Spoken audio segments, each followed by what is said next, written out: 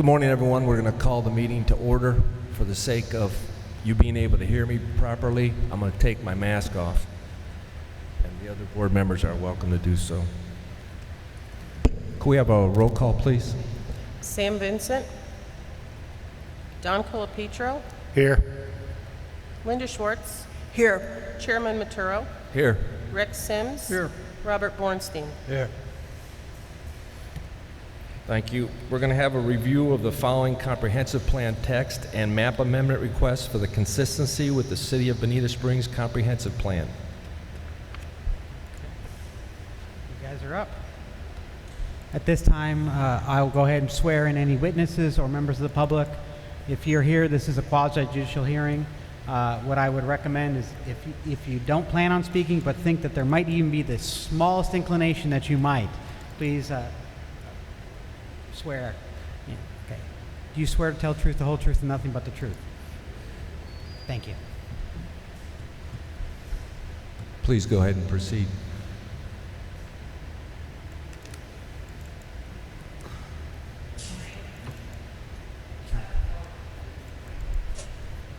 Hold on, Sarah.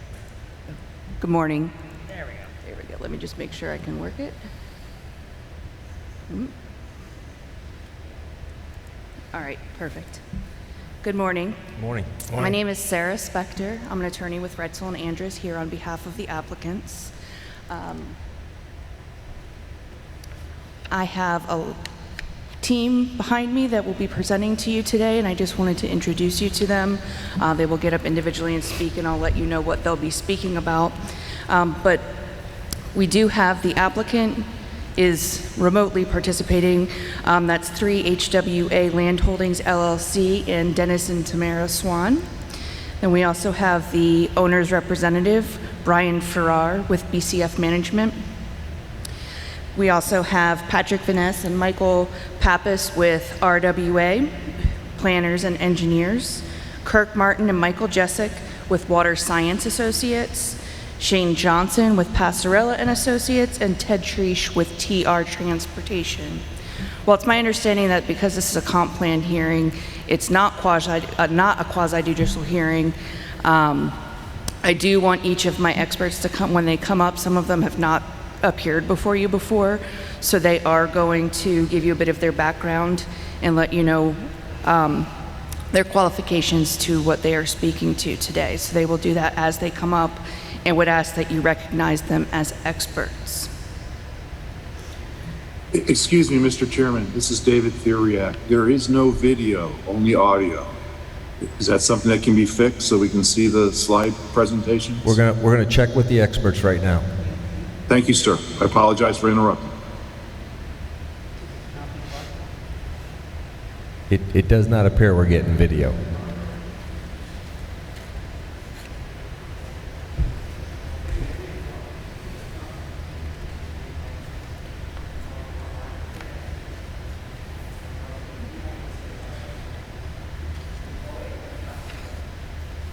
One moment, David.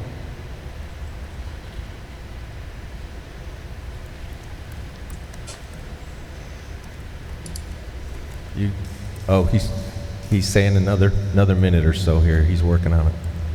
Great, thank you. David, can you see it now? Yes, thank you very much. Okay, we're good. Thank you, Antonio. Please continue. Okay, I'm just gonna. All right, perfect. So what you have before you today, as was mentioned, is a proposed comprehensive plan text amendment and a map amendment. And as is set forth in the staff report from your staff, that these are policy decisions to be made by City Council. When City Council is asked to make this decision, they will consider our application, the staff report, and recommendations from you, the local planning agency. So I wanted to go over a few points that are raised in the staff report that we're going to address today in our presentation. Those are development in the DRGR, increased density, flooding concerns, traffic impacts, and proximity to the Panther Priority Zone.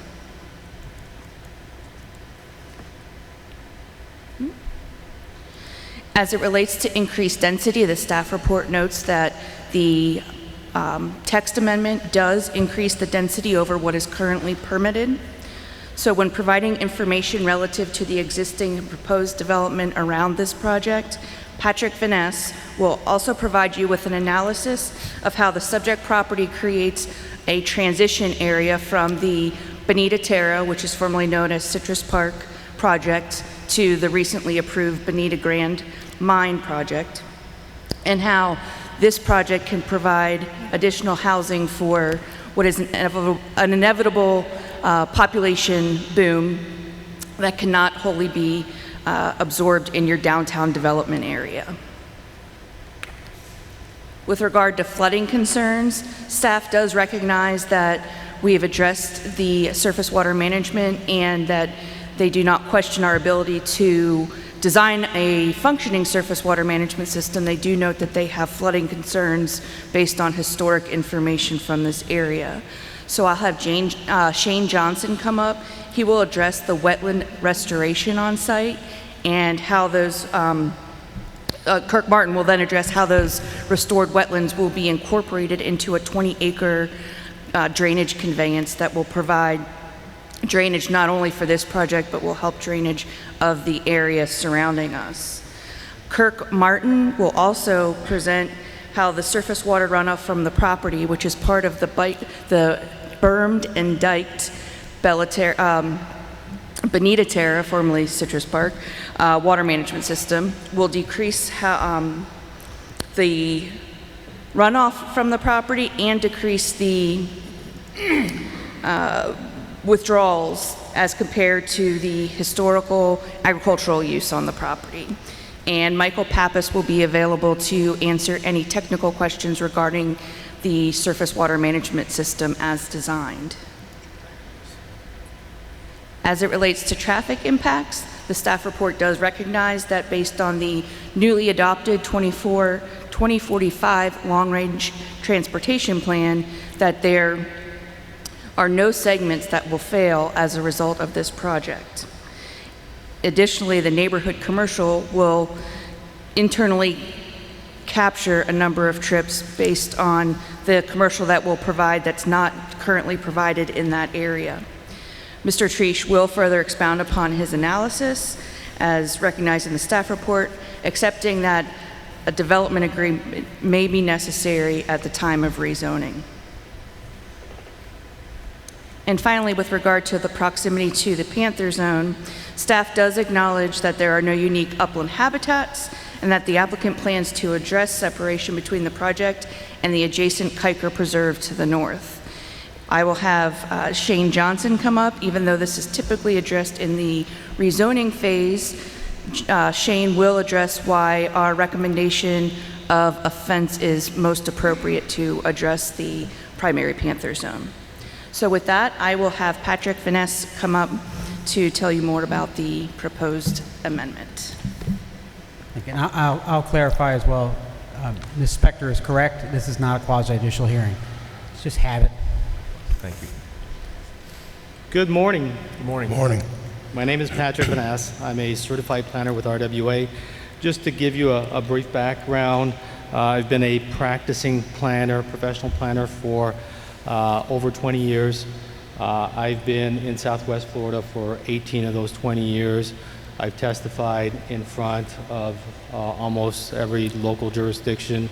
In the past, I have testified before City Council in Bonita. I'm not sure if I can't recollect if I testified before the LPA, but I've been accepted as a professional land use planner, professional witness in most jurisdictions locally. Hold a master's degree in urban and regional planning, and I am a member of the American Institute of Certified Planners. So with that said, please bear with me. We have quite a few slides. We have a lot to unpack today, especially in light of the staff report and some of the comments contained therein.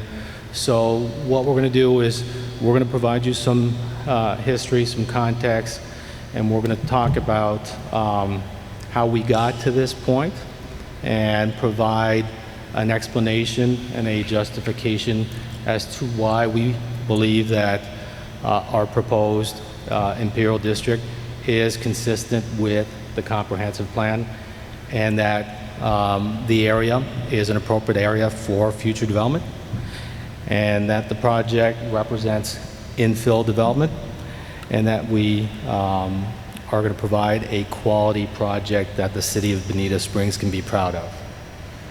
So moving forward, just to orient ourselves, the subject property is identified here in yellow, and the property, let me get this, moving forward, the property is approximately 328 acres.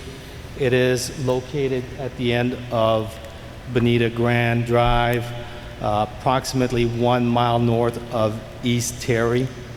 The future land use category that we are creating will allow for a future development of a brand new community, a community of 700 homes with approximately 55,000 square feet of neighborhood commercial uses.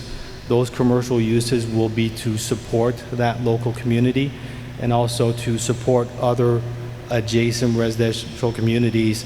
And the intent is to provide neighborhood or convenience commercial uses, low scale, low intensity.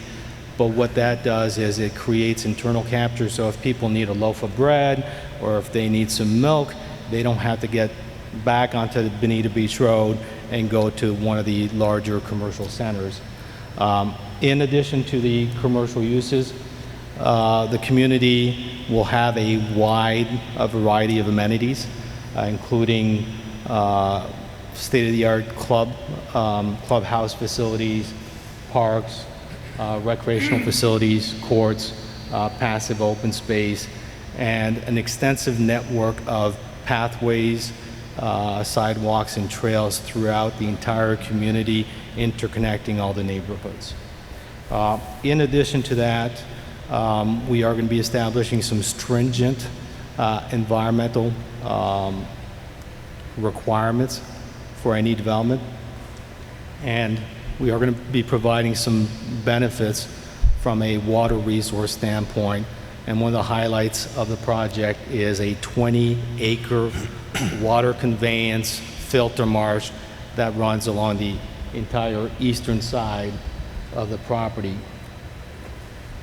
And I'll make sure I'm on the right slide. And this water conveyance will not only fit into the bigger picture of potential future improvements for the city, for this area, where water resources, water quality, water quantity are addressed comprehensively, but it would also provide wading bird habitat, and it will provide a great environment for our residents and a great environmental amenity. So our request today is indeed a comprehensive plan amendment for a map change and for a text change. The text is providing all the requirements and the enhanced regulations when it comes to future development. Concurrent to this application, we've also submitted a planned development rezone. And I know this is not the focus of this group today. However, we want to provide some details, and the idea behind that is we wanted to submit those two applications concurrently, so this wasn't purely conceptual, and sometimes people want to visualize what's actually going to be built. And with this concurrent zoning, we have our master concept plan, and we have details where you can actually see and understand and visualize what we are proposing. So when it comes to creating this Imperial District, I think there are two big questions that we have to address. The first one is this area appropriate for future development? And the other question is the proposed type of development the proposed community, is that the type of community and the quality of community that we want to see in Bonita Springs? And on both of those fronts, we believe that the answer is definitely yes. And we will go through our slideshow and demonstrate how this is a yes for those two questions, but also how we are consistent with the comp plan and the vision for the city. So, as mentioned, we are asking for a change to the text and to the future land use. And the Imperial District, when it was drafted in recognition that development and the environment can coexist. And with thoughtful development and with safeguards and stringent requirements, both can cohabitate and you can have a compatible residential development in that area.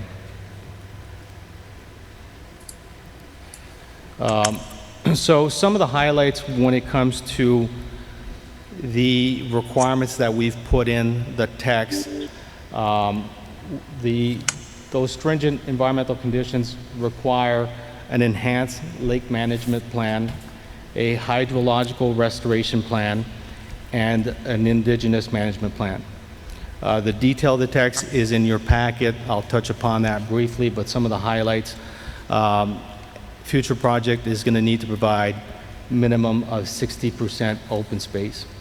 The water quality treatment requirements are enhanced water quality treatment standards that go above and beyond what the Water Management District requires. We will require Florida-friendly landscaping. As mentioned, we're going to have the 20-acre filter marsh. And all existing wetlands on our property are being protected, albeit we don't have a lot of wetlands on this property, but we are protecting it.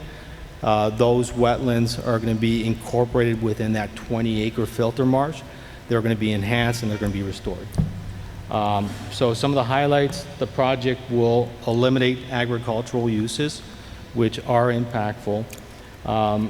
We will provide improvements to water resources, and we will provide a quality community that will meet the growth needs of this city.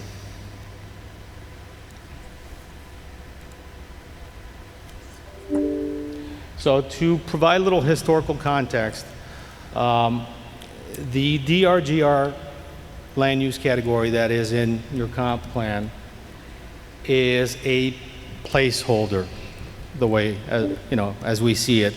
The Drgr densities and uses identified in the comp plan are not consistent with what's on the ground today. When the city was formed, the incorporation committee acknowledged that, and they put in some policies in the comp plan saying that by 2004, the city would review that future land use designation, would conduct a land use study, and would make recommendations as to how that future land use category should be changed to reflect those conditions on the ground. So if we look at this slide, I think it paints a pretty compelling picture that the area in question, the Drgr, and especially the northeastern quadrant, a lot of times it's been characterized as being, or I think maybe it's misconception sometimes with the public, where people think it's environmentally sensitive, where it's pristine and it's all natural habitat. And I think, as you can see from this slide, there are numerous uses in that area. The area has been impacted for many years. We have a variety of uses, including an industrial mine that's been there for 30 years. We have Citrus Park, which is a very popular but relatively dense retirement park. We have public facilities in there. We have Comcast facility. We have multifamily residential communities and some single-family communities in the area.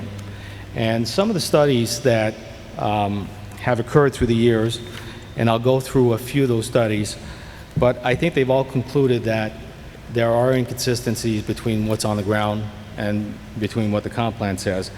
And the Baracco report even says, and I've got the quote there, that approximately 71% of the study area has been urbanized, altered by agriculture, mining, and residential uses.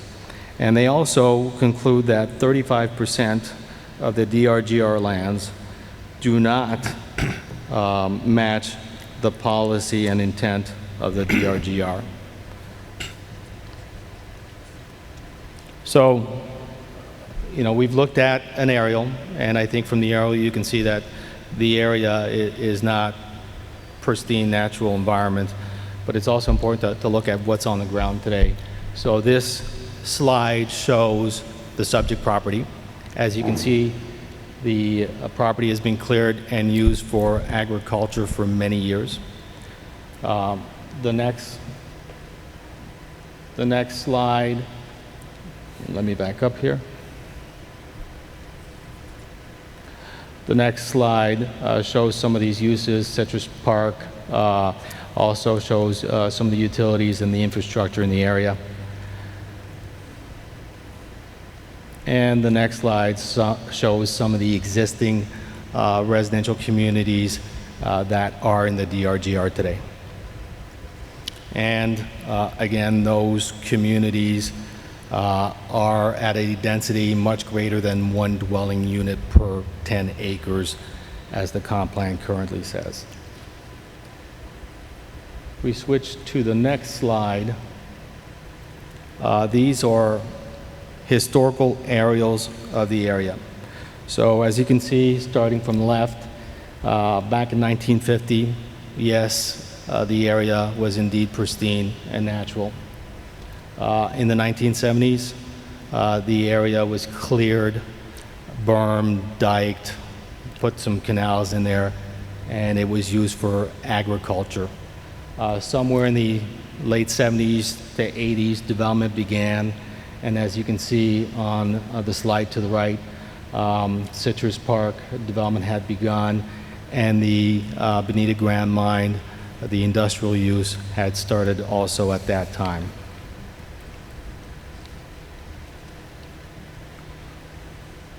So just to go through the chronology a little bit, the city was formed in 1999.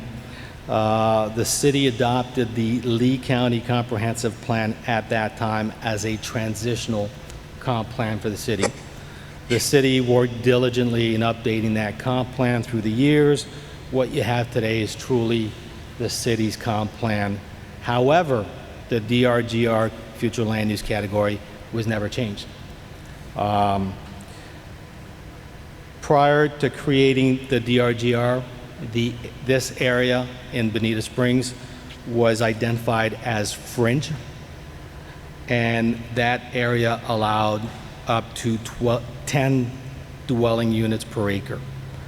So through the years, there's been a significant downzoning from what was previously allowed by adoption of this DRGR category. So also, with regards to the Lee County DRGR category, it was adopted because at that time, the Department of Community Affairs at the state level mandated that every local community develop their own comp plan, and the state would review those comp plans. When Lee County provided their original draft and their future land use map, one of the comments that came back from the state is you're providing for too much density on your future land use map. And they were told to make a change to that. As a result of that comment, they decided to reduce the density. That's why you get the density reduction in DRGR. And that happened to be the place where potable water for Lee County came from. was in that area. So that was where the groundwater resource label came into play also.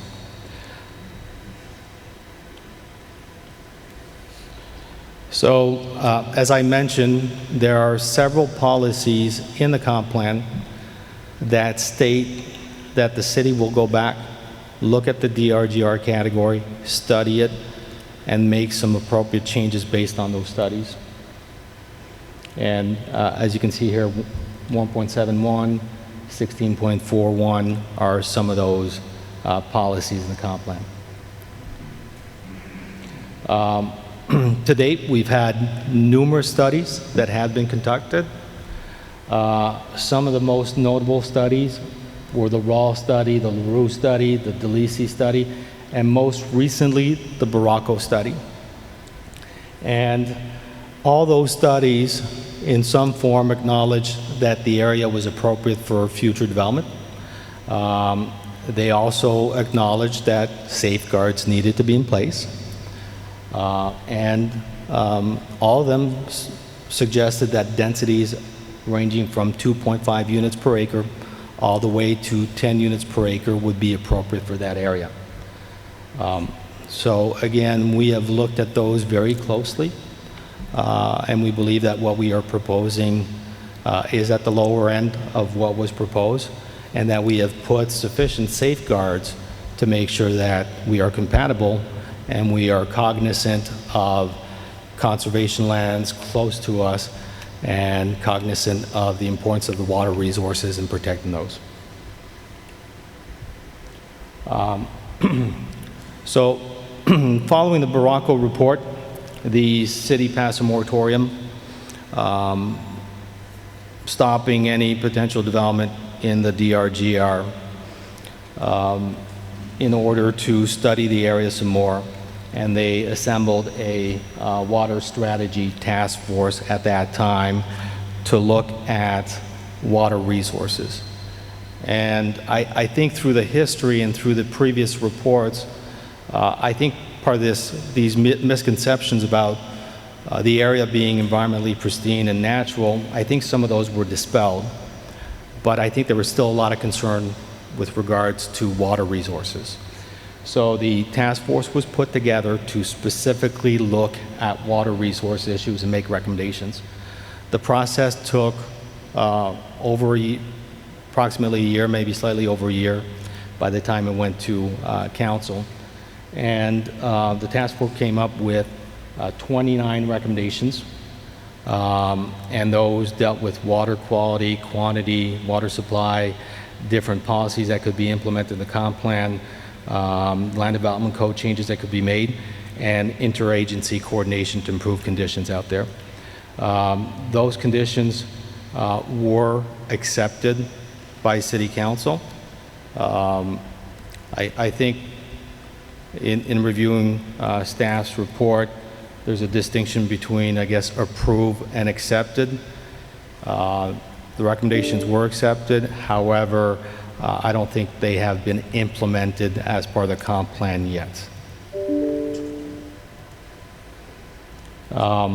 Also, we'd like to point out that recently, Bonita Grand Mine was approved. A new future land use category was created for that area. A rezone, a comp plan amendment, and a rezone came before the city, and that was approved. That not only creates a model for us to follow, but I think it demonstrates that residential uses in the Drgr are appropriate, and with the proper safeguards, they are completely compatible with the area. That project does set a precedent for future development in the Drgr. It does provide a model, and it does provide something that we are following and that we are consistent with.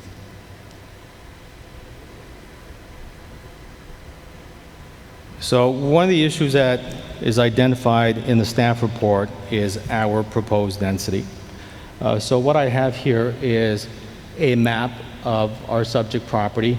And just to orient everybody, north is to the left on the slide, south is to the right.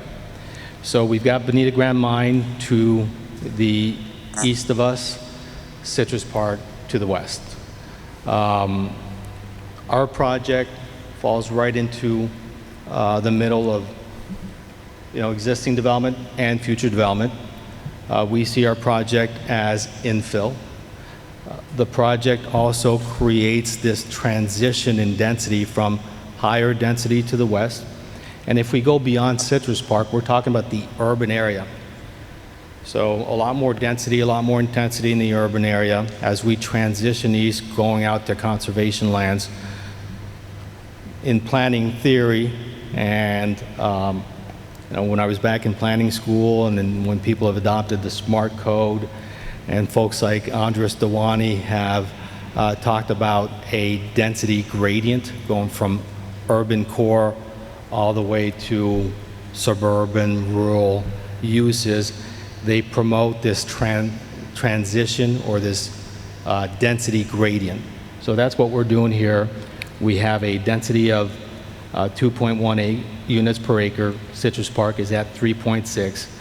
And then Bonita Grand Mine is at 0.52 on the gross acreage. And I'd like to go into that a little bit because staff brings up the issue as part of the comp plan, as part of their staff report. And I think that looking at Bonita Grand Mine from a gross acreage standpoint kind of creates an unfair comparison. Bonita Grand Mine has been in existence for over 30 years. They've mined hundreds of acres out of the area, so the potential development footprint has been reduced significantly.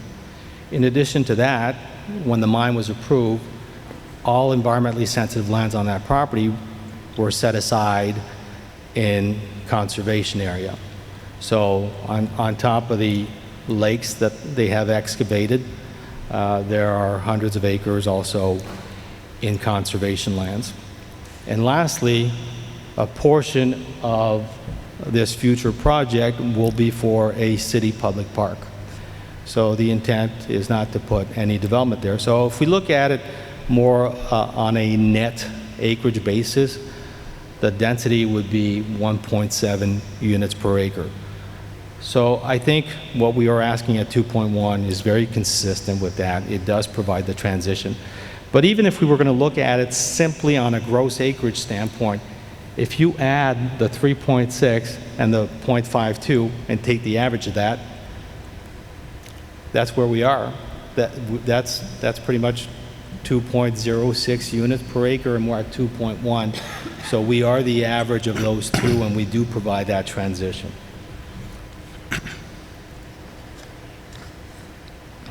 So a few other things that I'd like to point out is that this is not new also for Bonita Springs to allow for greater densities out east. Years ago, I was part of the folks, part of the project that brought in 2 sections of land at the end of Bonita Beach Road, sections 1 and 2. These lands were annexed into the city. A new future land use, the urban fringe future land use category was created. And as part of that category, there were stringent restrictions and requirements for future development, but the density allowed within those 2 sections of land is 2.77 dwelling units per acre.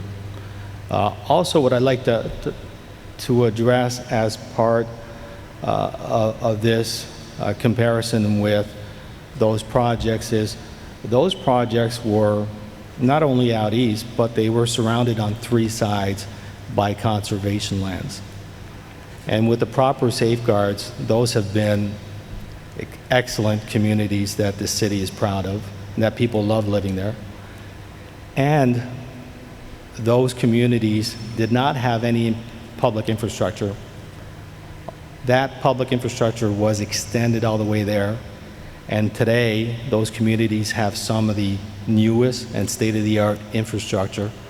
And I know some people are going to touch upon flooding issues, but those communities went through Irma and did great because they do meet higher standards today than some of those historical standards that we had previously.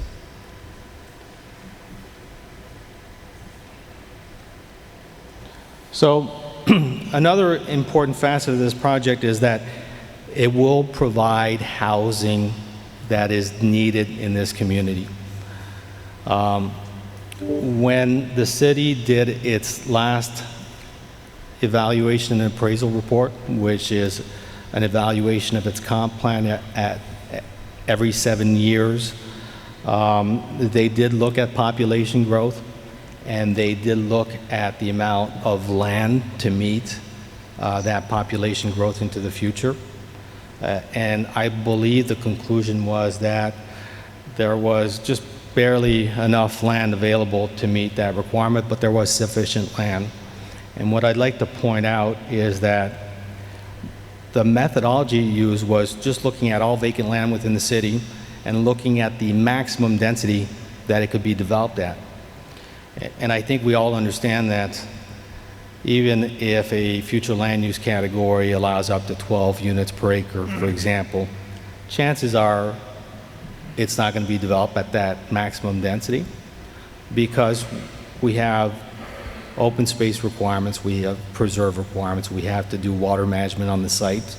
And a lot of times the popular form of development in this area is single family.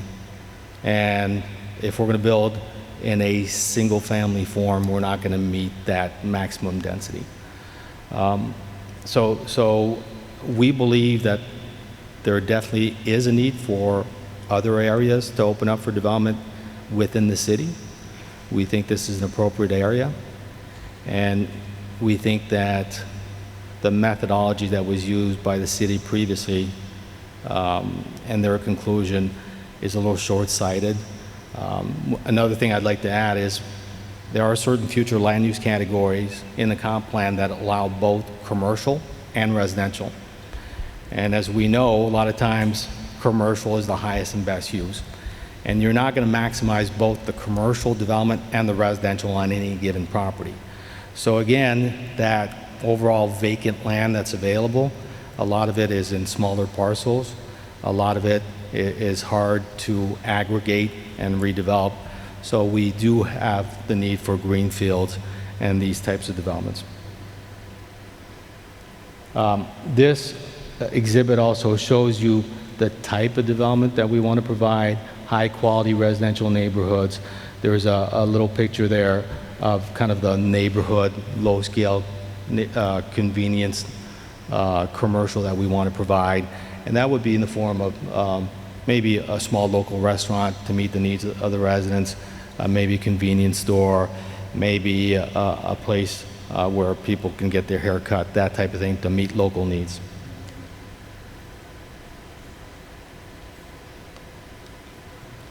So as part of our application packet, what you have in there is numerous narratives that talk about how we are compliant with the comprehensive plan, some of the attributes of our projects, some of the benefits we provide. I'm not going to go through that in complete detail, but I think we need to highlight a few things. So from a benefits standpoint, just like to go through some of these. Creating this Imperial District will provide assurance and predictability as to what's going to be developed there in the future. It will have to go through a plan unit development, and it will go through public hearings, and through that plan development approval, there is an opportunity for the city to put in conditions and to cater that project and that zoning approval to meet the requirements, not only the applicant, but also what the city wants to see out there. It does provide a transitional infill community. It will eliminate agricultural uses in that area, that are heavily reliant on drawing groundwater for the agricultural uses. It also eliminates a lot of the pesticide, fertilizer uses that occurs with agriculture. Any new community would be required to have centralized landscaping maintenance where any fertilizer use would be controlled by the HOA and meet some stringent requirements. As mentioned, we preserve all existing wetlands. We recreate and restore 20 acres for a filter marsh. We will have a lake management plan that will reduce nitrogen and phosphorus loading. I'll give you an example as to what this enhanced lake management plan looks like.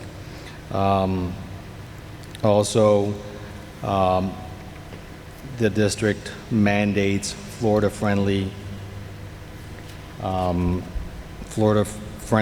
landscaping and plantings.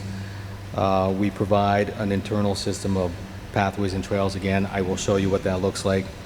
We will have interconnection from all communities to all the amenities inside the project. We will promote and capture internal trips with the commercial. And again, we've got folks here that can address some of the water resource benefits providing through this project.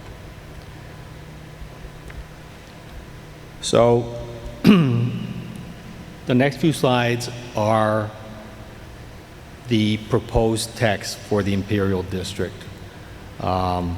Again, I'm not going to go through this text exhaustively. You have it in your packet. It is similar to what was approved for Bonita Grand Mine, but some of the highlights. The Enhanced Lake Management Plan, the Hydrological Restoration Plan, the Indigenous Management Plan that addresses human and wildlife coexistence, the written verification and also demonstration that we have sufficient capacity for this project when it comes to public infrastructure and the extension of that public infrastructure. The required open space of 60%.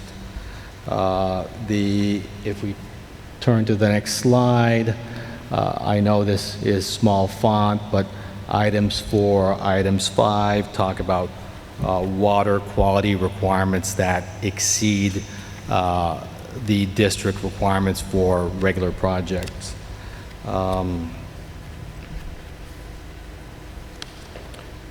Next slide. As I mentioned, we're going to have to go through the plan development zoning process, and there's mention also of if there's a need for a developer agreement, the applicant is more than happy to go through that process and identify what improvements are going to be made and how that public infrastructure will be put in place to meet all project requirements. Golf courses are prohibited, and we have detailed restrictions when it comes to that neighborhood commercial to make sure that it remains human scale, it remains a small neighborhood convenience type of commercial. Again, there are height restrictions, there are square footage restrictions associated with that. So what we have here is in your packet also, that is the map change. So the area highlighted in that yellowish mustard color is the subject property. And again, that just depicts that it would go from Drgr to Imperial District. This is just a zoning map to show you the existing zoning out there. Everything in green is ag. To the east of us, we have the mine. And at the time where we submit this for our application, it was still IPD. It has been rezoned to RPD. and there will be a future residential community there. With regards to enhanced stormwater management, here's an example of what we're talking about. If you look at most communities that we have in Southwest Florida, we have lakes throughout the communities, and that's to manage our stormwater, to collect the water, to treat the water. And in most communities, you have water management ponds, you have grass, and then you have residences. What we're showing here on the bottom right side is what is going to be required within this community. It's going to be enhanced plantings along the littoral shelf. Those plantings will filter the water and provide not only water benefits and water quality benefits, but it will also create wading bird habitat. We haven't fully designed the community yet. However, these are examples of what we envision this filter marsh to be. Again, it's going to be a linear filter marsh, 20 acres. It can fit into greater goals that the city might have and improvements for the Drgr when it comes to water quality, water quantity, storage, and maintenance. And as you can see, by creating this filter marsh, we create a great environment for wading birds, but also it's a great amenity for our residents. We envision a trail that would run along this entire linear path, linear conveyance.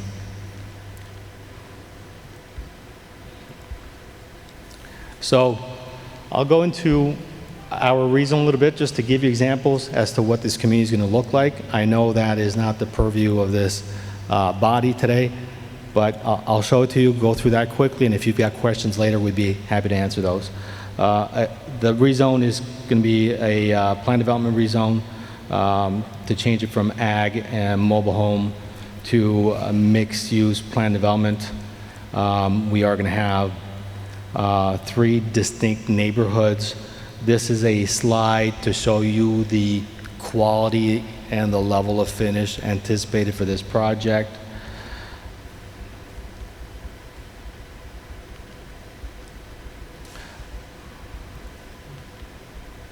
Okay, trying to get this to the right slide here. This is an overview of our master concept plan. Again, north is to the left, south to the right. There is a southern neighborhood with its own amenities, and that is where the neighborhood commercial is going to be. The neighborhood commercial will be able to be accessed internally by the residents, but also externally by neighboring communities. The southern neighborhood is connected through a swath of land and the existing Citrus Park Boulevard that goes to the northern pod, where we've got 2 neighborhoods.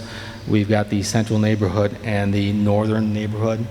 Again, we designed this to have distinct neighborhoods because we want smaller neighborhoods where we encourage human interaction, where we create a human scale, where it's easy to walk, it's easy to get to know your neighbors.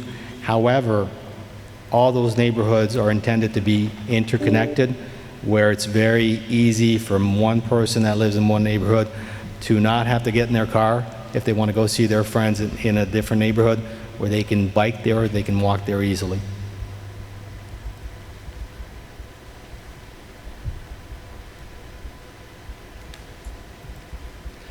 A little more detail of our master concept plan, and that shows the northern neighborhood.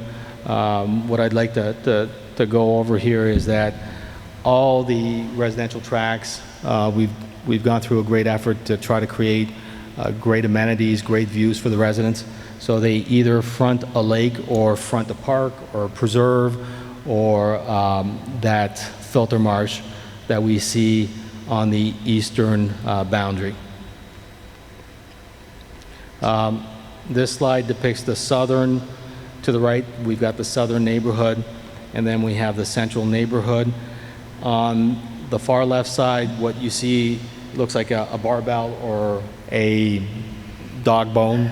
That would be kind of the grand entrance, the grand boulevard leading to the large amenity center that abuts the flowway. Again, want this to be heavily landscaped, a nice sense of arrival. We want it to be facing this large amenity center, and this amenity center takes advantage of this filter marsh. The wetlands that are restored and protected are right in back of that amenity center also. These are just standard site summary tables, land development regulations associated with that rezone. I'm not going to go through those, but again, very consistent with what was approved at the end of Bonita Beach Road, very consistent with what was approved with Bonita Grand Mine.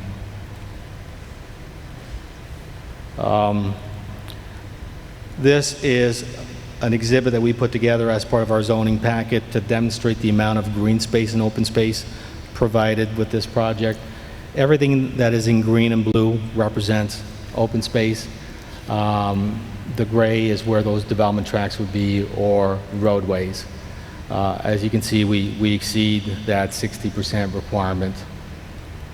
The next two slides show our extensive network of pathways and trails. The family that owns this land, the applicants, it was very important for them to have great bike and ped facilities.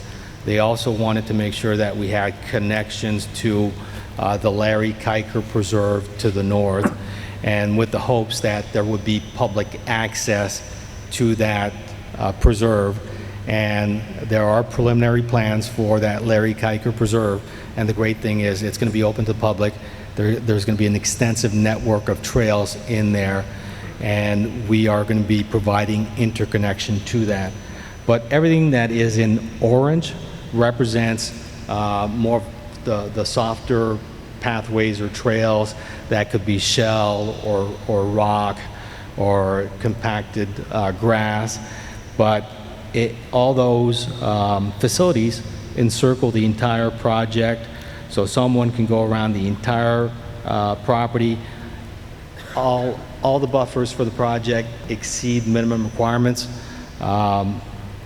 The narrowest buffer is 30 feet, so we could incorporate those trails and pathways within our buffer.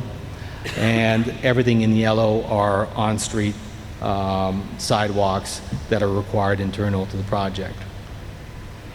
Again, you can see how these pathways and trails connect all the neighborhoods and go all the way down south to the southern neighborhood.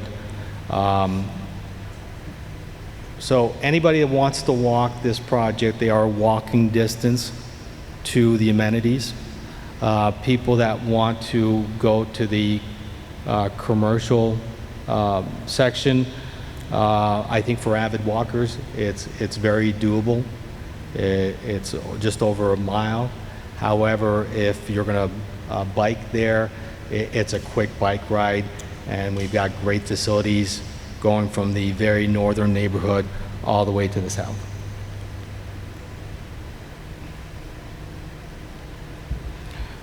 So again, we haven't fully designed this yet, but these are depictions of other existing trails, and that's the level of service and the quality that we want to provide through this project.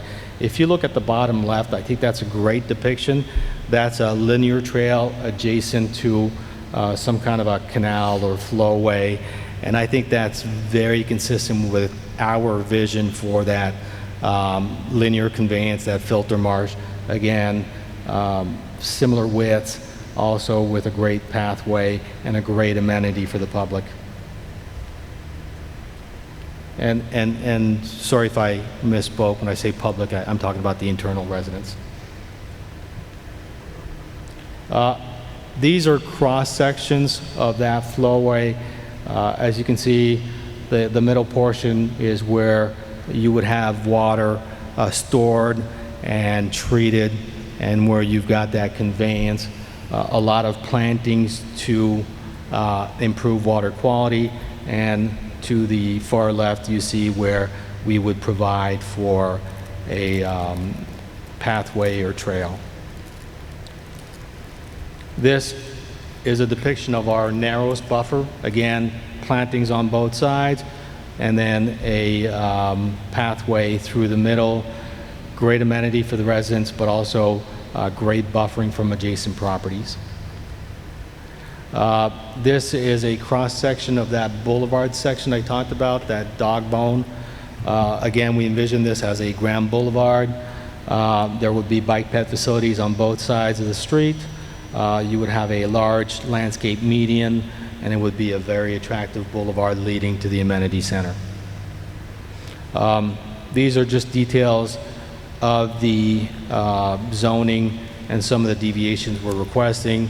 Just like to point out that those deviations we see as design benefits, where they create some flexibility, but where we can enhance the design of our project. So with that said, that concludes my treatment of land use issues.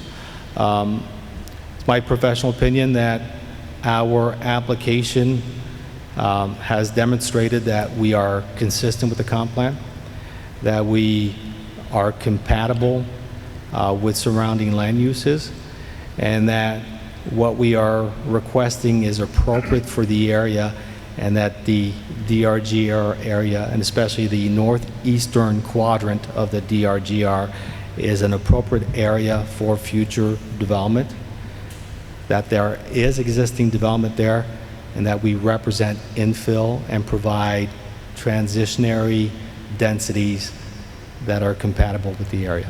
So with that said, I'm going to turn things over to Ted Treesh, who's going to talk about transportation issues.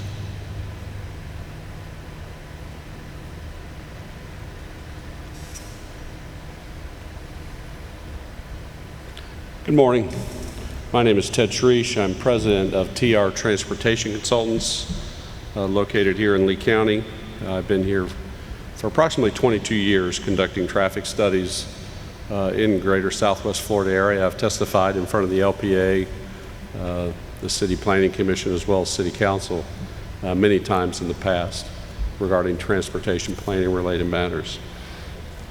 I want to just briefly explain the transportation analysis that we completed as part of this application process. As you're aware, the comprehensive plan amendment process from a transportation perspective, we basically look at things from a 30,000-foot view during the comprehensive plan analysis.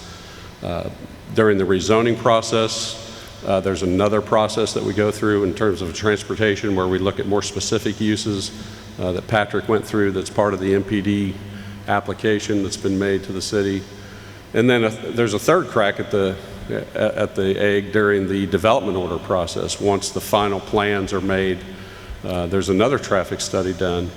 That each one of these studies are, we meet with the city either through emails, developing methodologies with the staff prior to us completing any of these traffic studies, and we follow that process here in this application as well. So what we look at during the comprehensive plan analysis from a transportation perspective is two things. We look at the impacts on the long-range transportation plan. The city is part of the Lee County Metropolitan Planning Organization, or the MPO. The MPO is responsible for developing the long-range transportation plan for the region. They're part of the larger MPO network in the area as well as in the state. So we look at the impacts of the change of the land use on the long-range transportation plan that's been adopted. Does anything need to change in that long-range transportation plan to accommodate the different uses that we're proposing? The long-range transportation plan that the MPO looks at, one of the primary elements that they base their analysis on is the future land use plan of Lee County, the cities, and the villages that are in the boundaries of Lee County. So we look at what changes to the long-range plan are needed based on what we're asking for in terms of a change in land use. The second thing we look at is the impacts on a shorter range process on the 5-year capital improvement program. The City of Bonita Springs adopts a 5-year capital improvement program as part of their budgeting process every year. And there's an element of the CIP that refers to transportation. So we look at what changes to that CIP may be needed as a result of the land use change. And let me back up to the long-range plan. The MPO puts out a new long-range transportation plan every 5 years. So when we started this analysis, the 2040 plan was the adopted plan that was adopted by the city and the MPO. So that was the basis of our analysis during the process, in the application process. Since that time, in December of 2020, the MPO adopted the new 2045 plan.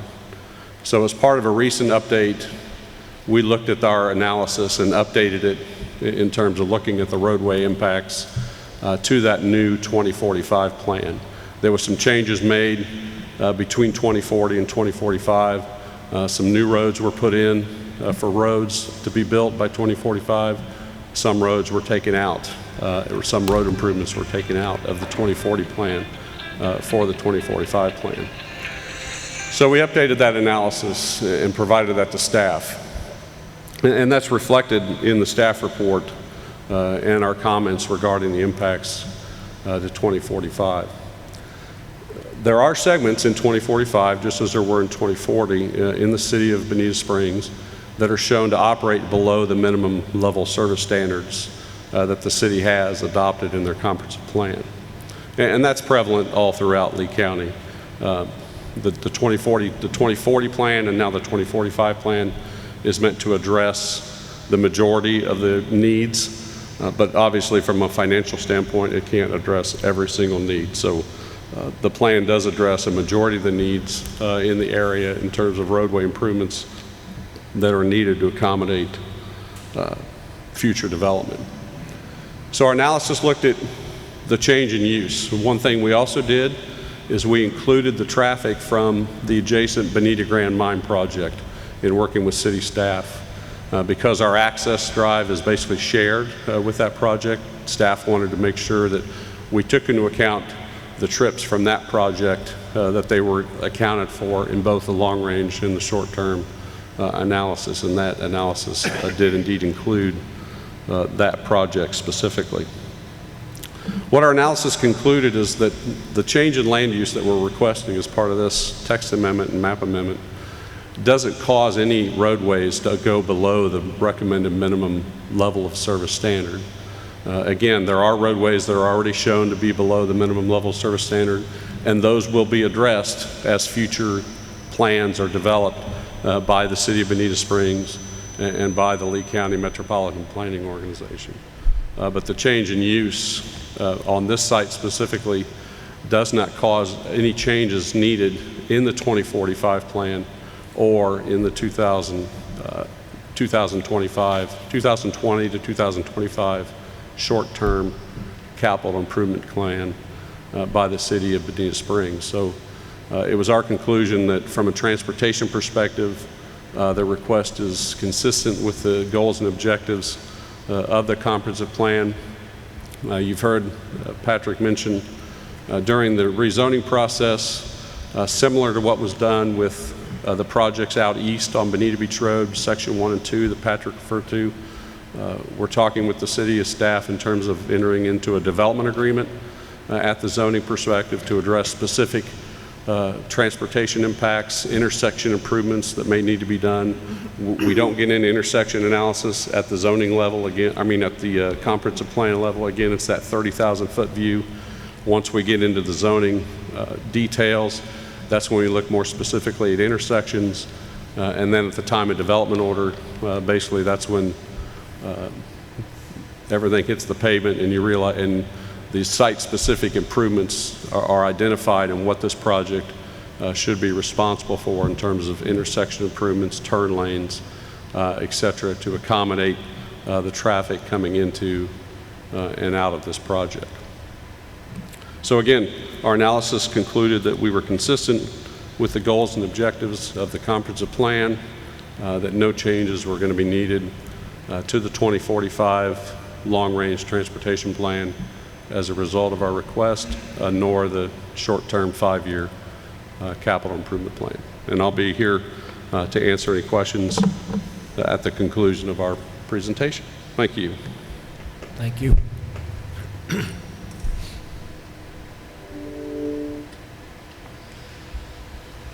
The next speaker will be Kirk Martin, and he will address water resources.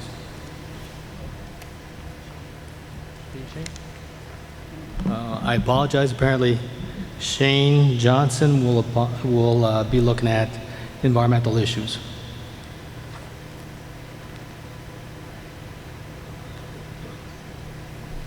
Okay, move this forward. I'll turn that over to you, Shane.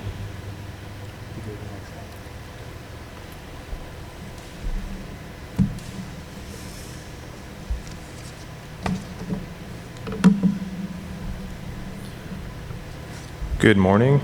Morning. My name is Shane Johnson. I'm with the ecological consulting firm of Passarella and Associates. I've been with the firm for over 17 years now and have been accepted as an expert in the areas of native vegetation, wetlands, and listed species-related issues in a variety of forums, including planning organizations in Charlotte County, Lee County, and Collier counties.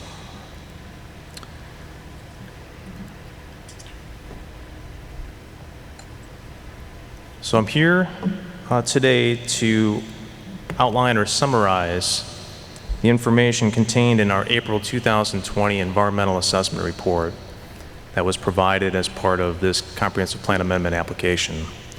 And for reference, that report is included in your packet starting on page 191. So the information that I'll be summarizing includes existing land uses, wetlands, and protected species utilization of the property.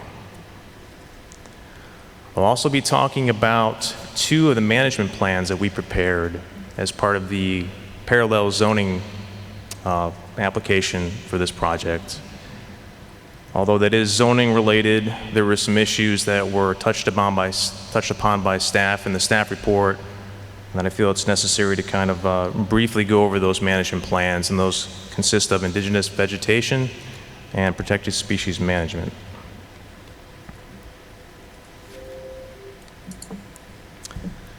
Patrick, for the most part, covered the historic nature of the site. This is a 1972 aerial.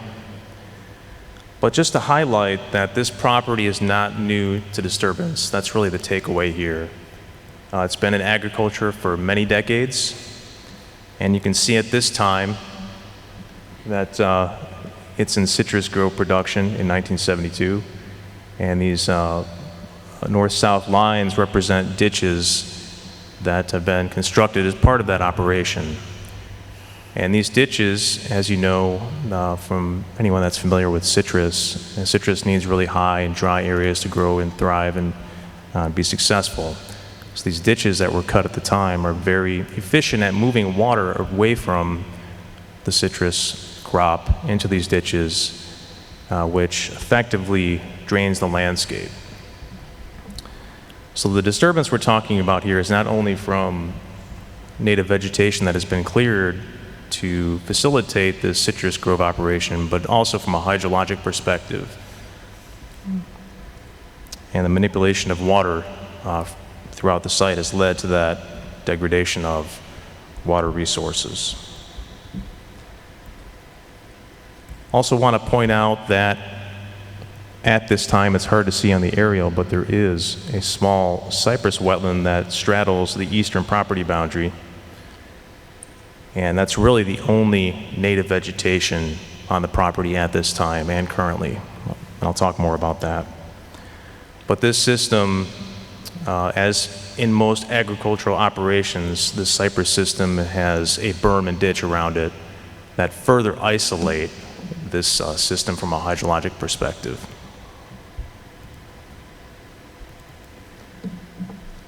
So fast forwarding to 2020, this is Lee County's most current aerial. As you can see, the site is still an agricultural operation. It's transitioned from a citrus production to cattle grazing. There's cattle grazing essentially throughout the entire project site. And the site contains primarily non-indigenous land uses, including improved pasture, hayfields, and mixed exotic vegetation. You can see the open areas are the improved pasture and the hayfields, but the mixed exotic vegetation is this signature, this dark block that you see right here. Basically an area of the property that was left fallow and has regenerated or recruited with a variety or an assortment of exotic vegetation, primarily Brazilian pepper, melaleuca, earleaf acacia, and Java plum. And this represents another tier of disturbance, this exotic recruitment on the property. Do want to point out that the cypress area that was visible on the 1972 area is still on the property, approximately in this location here, and has since recruited a number of exotic vegetation species.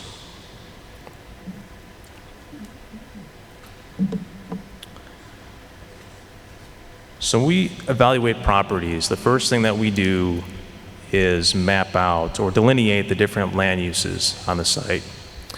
And these are land uses or habitat or vegetation assemblages. So we had done that in March of 2020 as part of our environmental assessment. And essentially this graphic shows those land uses lumped into three main categories. You've got uplands in orange, wetlands, and surface waters. So the upland areas constitute approximately 303 acres of the site, which is about 92% of the total project area, and include the improved pasture, hay fields, and mixed exotic vegetation that I mentioned. And no rare or unique upland habitat types were identified within the project site. So the graphic on the left shows the entire project site. It's hard to see on this aerial, but we've included a little inset to blow up this specific area of the property just because there's a lot going on here. You have the wetlands in green, like I mentioned, which are approximately 4 acres. And they consist of cypress and willow wetland types. You've got the areas in blue. Those are the surface waters. Essentially, those are excavated areas, ditches, swales, and cow ponds associated with the former and current agricultural activities. These areas have been kind of recontoured and reconfigured over the years to kind of meet the current agricultural needs on the property, but just to point out that they are man-made excavated features. And the surface waters constitute approximately 20 acres within the site. Just want to point out, and Patrick had mentioned this in his presentation as well, but the wetlands will be preserved and placed under conservation easement, so there will be 0 wetland impacts associated with this project.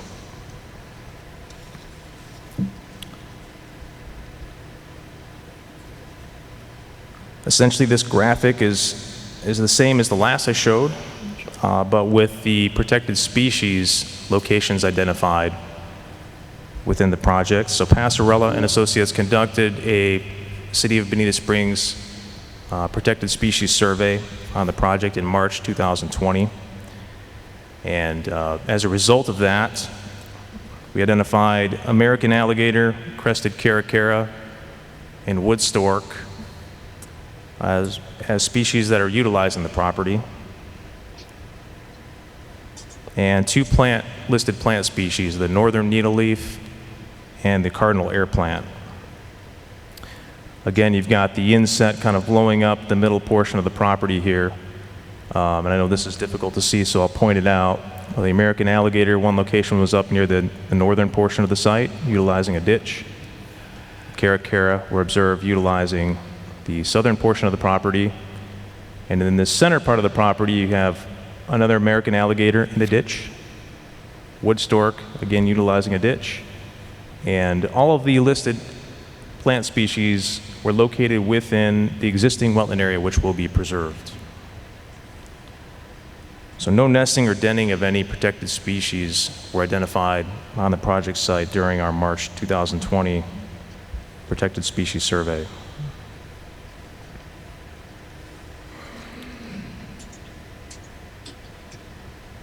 Now, transitioning to indigenous vegetation restoration.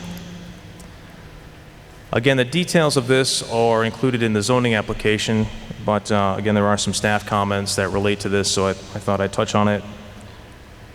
Again, this is the overall project shown on the left, and the inset of that central area shown on the right. So all the colored areas that you see along the eastern boundary are areas that will be enhanced, restored, and placed under conservation easement and protected in perpetuity. These areas total approximately 24 acres and include the water conveyance that Patrick had mentioned. That's kind of the lime green area that you see here and extends all the way along the eastern limit of the property. So with this water conveyance, since it is located in areas that are existing agriculture, they're uplands, there's going to be some level of excavation and grading and replanting to achieve this freshwater filter marsh habitat type. And again, as Patrick mentioned, there's a multitude of benefits that will result from this water conveyance, including but not limited to water storage and conveyance, the establishment of wildlife habitat, not just for wading birds, but for other aquatic species such as alligator, nutrient uptake as a filter marsh, and also an aesthetic value for the residents to enjoy.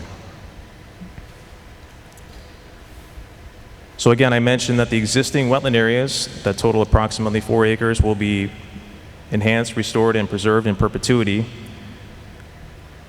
So the darker green areas represent those portions of the wetlands that contain less than 50% exotic vegetation. So in these areas, exotics will be removed. That will be the enhancement activity. This intermediate color green here is a portion of the existing wetland that contains greater than 50% exotic vegetation. So this area will be restored through exotic removal and an extensive replanting.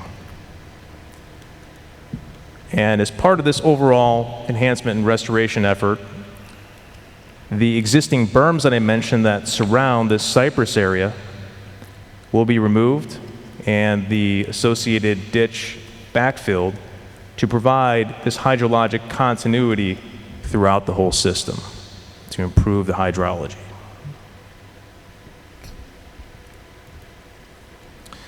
Last but not least, this orange color here represents some indigenous upland restoration. And I mentioned that during our assessment of the property, we didn't find any rare or unique upland habitat types.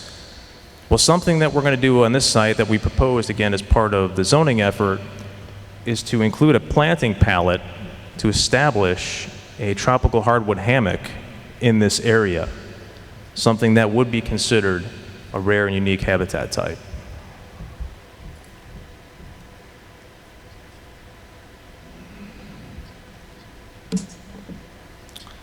So last, I'd just like to touch on the 2 management plans, again, that we prepared as part of the zoning effort for the property. The first management plan is the Indigenous Preservation, Restoration, and Management Plan. It contains all of the details to achieve what we're proposing that I talked about on the previous slide. All the enhancement activities and restoration activities. And these include, but certainly not limited to, exotic removal, the berm and ditch removal, the grading activities associated with the conveyance feature, and the planting of native vegetation. So this plan will address directly the staff's comments on page 4 of the staff report which they've mentioned or discussed how our existing wetland areas, although they're proposed to be preserved, they contain a high level of exotic vegetation. Well, this plan addresses that. There's a plan in place to address exotics, remove them, and do some extensive replanting.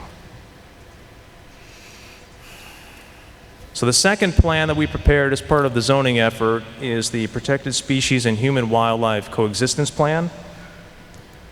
This provides management activities for the wildlife species that we observed utilizing the project. Again, wading birds, crested caracara, and American alligator, but also provides management activities for the Florida black bear and for the Florida panther. Also includes wildlife fencing, consistent with Florida Fish and Wildlife Conservation Commission recommendations. And this last bullet point here, this fencing point, relates to comments that the applicant received from the Florida Fish and Wildlife Conservation Commission, or FWC, during the South Florida Water Management District, ERP, review process. It also relates to comments that staff generated on pages 18 and 19 of the staff report, specifically related to the Florida panther. I'd like to talk about these two sets of comments briefly. First, the FWC comments received, these were received by the applicant in October 2020, and I'm summarizing here. FWC staff encourages project designs and awareness programs that reduce the risk of human-wildlife interactions. And they go on to recommend three main things for the project to minimize these human-wildlife conflicts or interactions. The first being a 6-foot perimeter fence along the northern property line, which would help to deter deer and panther incursions into the proposed park and residential areas. The second, to further reduce the potential for human-wildlife interactions, FWC recommends that the applicant incorporate the Living with Panthers informational brochure, that this be provided to the project residents. And third, FWC recommends that garbage management practices be implemented to help reduce attractants for panther prey species. Each one of these items, recommendations by FWC, have been incorporated by the applicant into our Protected Species and Human-Wildlife Coexistence Plan. This includes the fencing, this includes the informational brochure, and it includes the garbage management practices. So the applicant has taken everything that FWC has recommended and put this in their Protected Species and Human-Wildlife Coexistence Plan, again, provided as part of the zoning effort. Now, relating to staff's comments on page 18 and 19 of the staff report, excuse me, and again, I'm summarizing here. Staff says, while the applicant mentions a fence, staff is considering multiple options, including a physical barrier, such as the proposed fence or wall, or a spatial barrier, such as an open space buffer. And this is referring to the northern end of the property where the project interfaces with the Kuiper Preserve and is also proximate to the Florida Panther primary zone boundary. The applicant prefers to follow FWC's recommendations to provide the fence along the northern boundary as opposed to providing additional open space buffer for several reasons. One, it follows FWC's recommendation of providing a fence along the northern boundary. Two, the project site in the northern end there's no suitable panther habitat. And by that I mean it's all pasture. If you look to the Kuiper Preserve immediate to the north of the site, there's forested habitat, which is suitable panther habitat. It's preferred by the species. They like dense coverage, forested systems, or other dense vegetated areas that provides adequate cover. If you look at the northern end of our property, it's all pasture. It's been cleared. And you saw it's been in citrus operation back in '72 well, it's still an ag. It's still totally clear, devoid of native vegetation in that area. And the last item is that creating any sort of vegetated open space buffer in the northern portion of the site would more or less encourage panther or panther prey items further south toward the proposed development, or even further south toward other portions of Citrus Park, which is contrary to the overall goal of what we're trying to achieve through our protected species and human wildlife coexistence plan of minimizing human-wildlife interactions. So with that, I conclude my presentation, and I'll be available for questions. Thank you.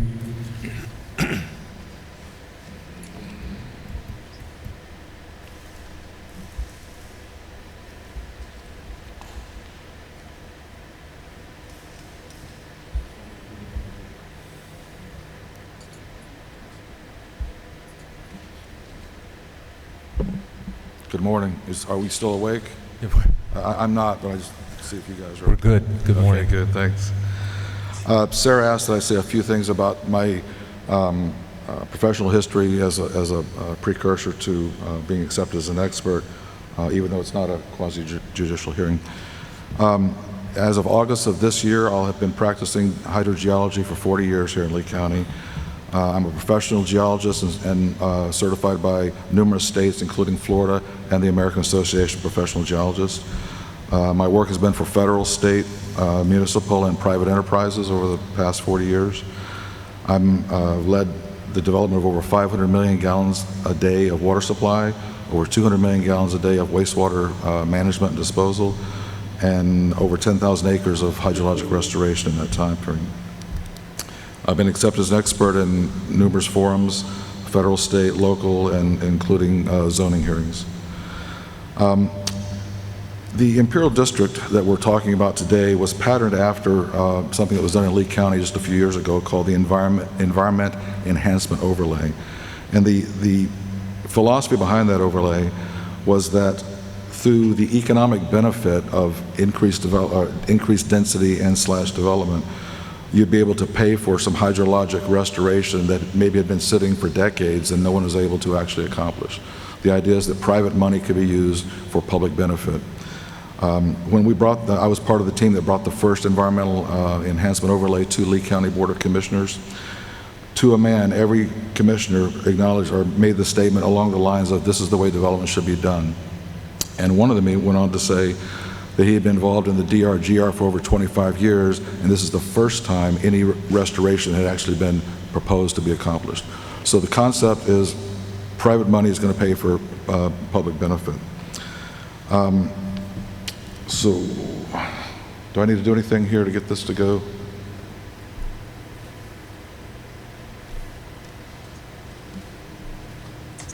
Very good, thank you. So the Imperial District requires a number of things, and I'll go through those in just a minute, but one of the big ones is what we call the water quality treatment train. The treatment train is numerous and multi-pass systems to provide the highest level of treatment of water. It consists of sediment traps, dry and wet detention, vegetated swales, littoral zones, and planted filter marshes. Each of these provide a different type and different level of treatment to water quality, but overall provide the highest level by hitting it in every way we can. This will help both our on-site generated stormwater and any flow through that may come through in a regional system, which brings me to the next point. The Imperial District also includes a north-south drainage conveyance or filter marsh along the eastern boundary that both Shane and Patrick have talked about. I can't say that conveyance is needed. All I know is that we know there are reconnections needed here. If you look at the map on the east, on the right side there, we know we've got water coming from regional flowways, Flint Pin Strand, through the Kuiper Preserve, trying to get their way to Imperial River and Cocohatchee River. One of the things that came about is in that first Lee County environmental overlay was the concept that this is a jigsaw puzzle, and we're trying to recreate the mosaic that used to be there. But this jigsaw puzzle didn't have all the pieces on the table. The pieces were held by individuals. In this case, we're putting our piece on the table to say, if there's environmental enhancement that can occur on a regional basis, we're making those provisions here through reconnection, through additional storage, additional treatment that can facilitate future regional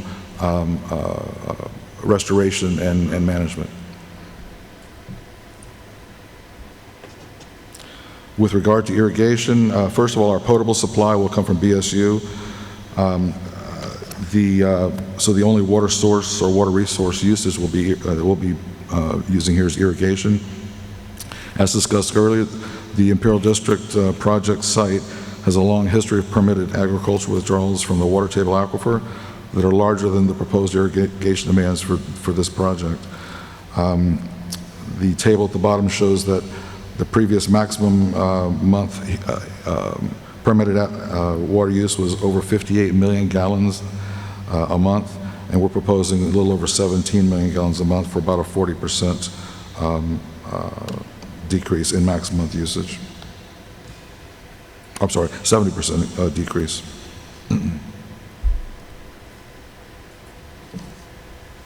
Our proposed irrigation source is specifically to not interfere with any existing users, including Bonita Springs Utility. We're proposing to use stormwater on site with replacement of those stormwater withdrawals from a slightly brackish zone known as the Hawthorne Zone 1. Again, no one is using this aquifer to any great extent, and we've already done the calculations to show that this slightly brackish water can be blended in our lake system so that a freshwater supply is generated with no impacts to the superficial environment or to any other water resources being used. In fact, that we've already got a permit basically waiting for all the other approvals to take place. So the Water Master District has already looked at this and has approved this irrigation source as being reasonable, beneficial, and having no adverse impacts. And finally, I just want to make go back to some slides that Patrick had up. He didn't go through each one of them, but I thought they had some value, and that was on the Imperial District benefits. And I just highlighted some of the things that I noted in there. Our project requires green infrastructure and water resource improvements that will yield regional benefits at no cost to the city. It permanently eliminates the ranchette, well, and septic type program. It permanently eliminates agricultural users and the irrigation, pesticides, and fertilizers that go with that. It reduces water utilization from agricultural operations. It helps restore regional surface flows, improve offsite conveyance, treatment, and flood control. It ensures connection to public water and sewer to eliminate well and septic systems. It accommodates water treatment of additional surface water flow to the project via a future drainage conveyance, if that takes place. It requires an enhanced lake management plan. It requires installation of monitoring wells and a coordination of ground and surface water monitoring. It requires a hydrological restoration plan. It supports the protection of existing and proposed public water supply wells. It mandates Florida-friendly plantings, low irrigation infrastructure, provides for central management of fertilizers, pesticides, and irrigation, provides a 20-acre regional drainage conveyance for future connectivity, and provides on-site stormwater management that incorporates a full range of water treatment processes to maximize the amount of treatment work that's occurring on site. And I'll be here for questions as well. Thank you. Thank you, sir.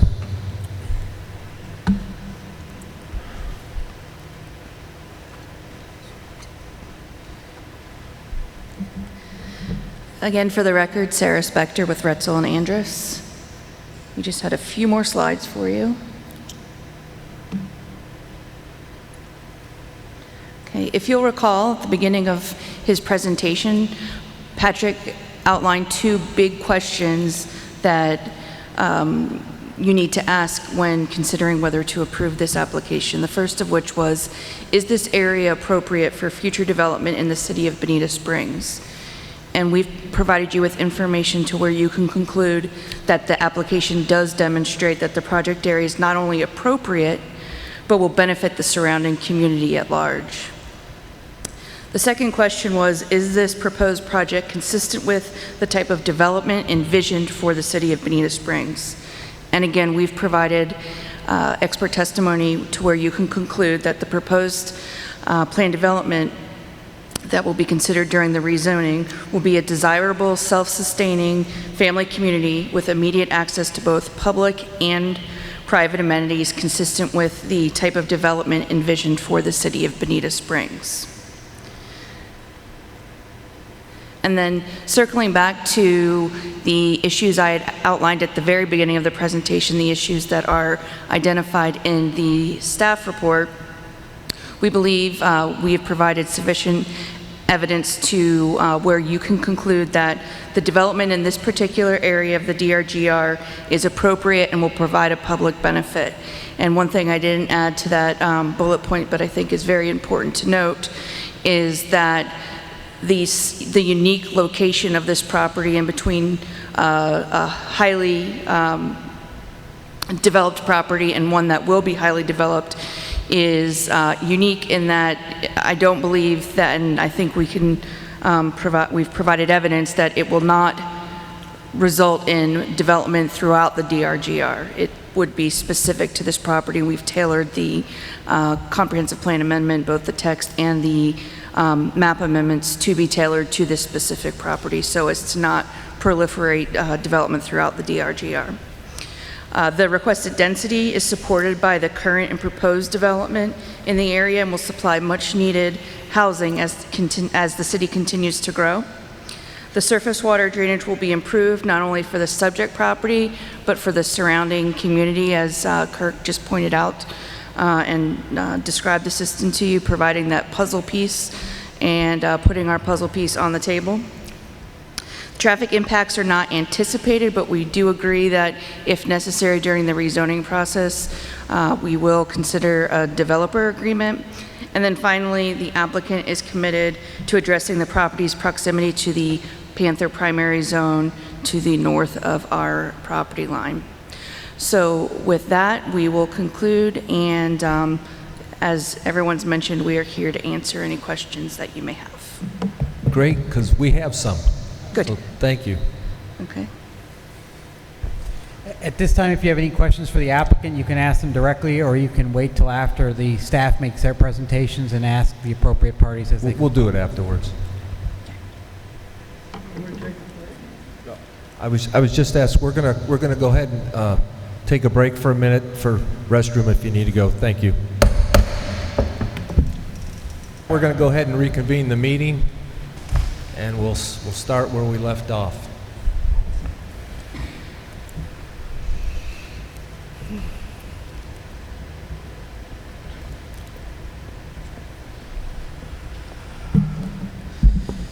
Good morning, LPA members. Mike Fegon, for the record, with Community Development, representing the city on this application.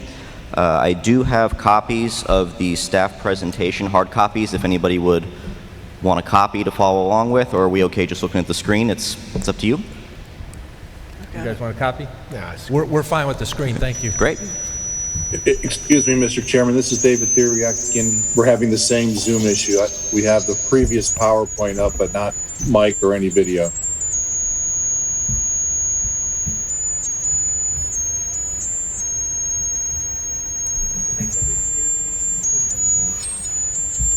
This one? This one right here. It's way too loud. There you go, sir.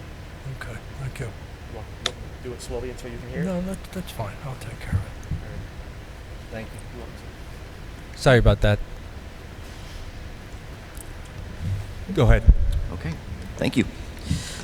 Before I get started, I would like to say that you received a lot of information from the applicant, a lot of helpful information for your consideration, and staff is very much appreciative of the effort that the applicant has put into this type of project, knowing how tricky it was going to be. There was a lot of good items there for your consideration. What we end up with at the end of the day is we agree to disagree. There are components to the applicant's application that staff just doesn't see it the same way, and we'll go ahead and cover those in the staff presentation for you today. Oh, it looks like, can we put up the staff presentation, please?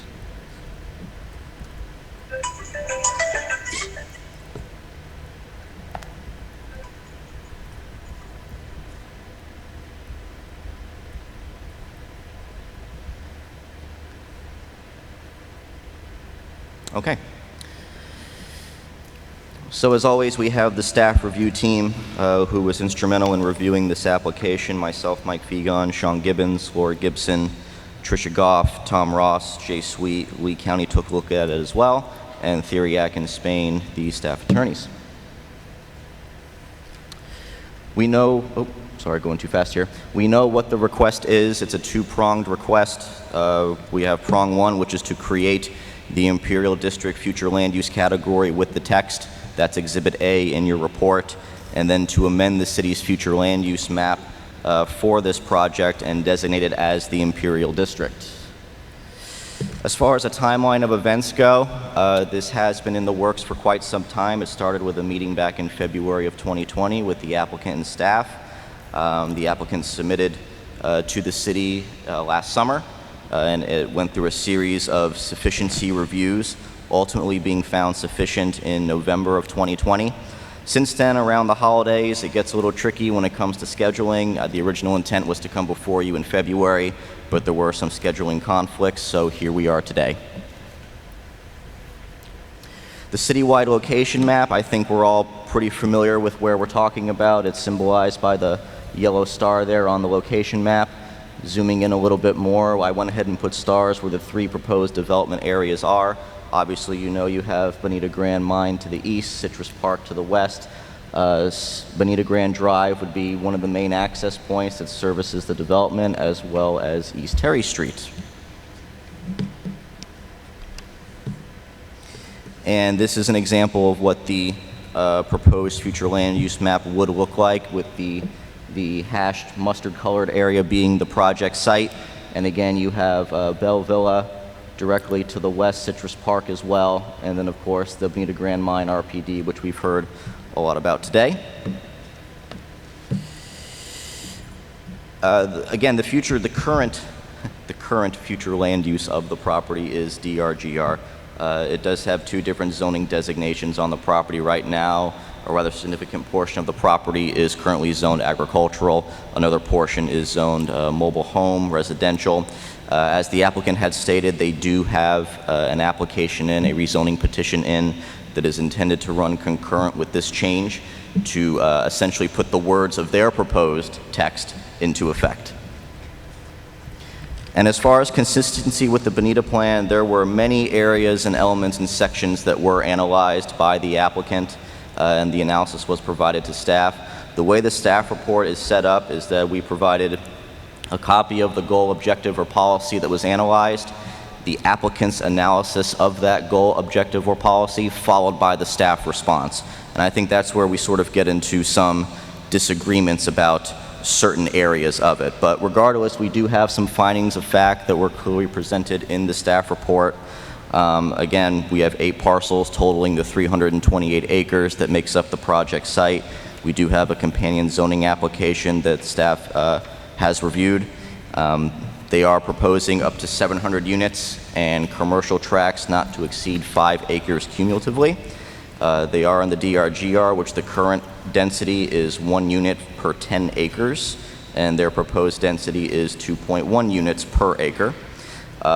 We did do a traffic review as well. We do have Tom Ross, one of our engineers who is participating remotely. He's on the phone with us, and he'll be able to speak to some of the traffic impacts associated with a project of this type. Another finding of fact that was brought up is, yes, they do have a wetland area on site.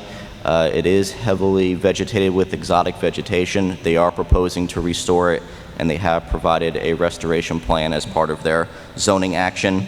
And the main benefit that the applicant is providing would be a drainage conveyance along the eastern portion of the property and the southern portion of the property as well. There are other aspects to the project that staff makes note of in the staff report, such as the 60% open space. So you would have 40%, maximum 40% of impervious coverage. They do have a requirement to connect to city water and sewer. They are open to a phasing schedule as far as when certain components of the project are to be constructed.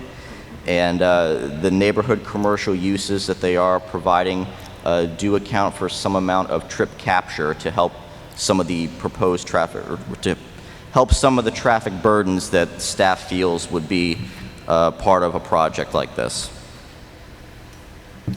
So the historical issues of the Drgr, I don't think I need to dwell on those too much with you. I'm pretty sure we're all aware of the main issues: density, traffic, flooding and stormwater, and environmental. These are the issues that have been associated with the Drgr since the city's inception, even before the city's inception.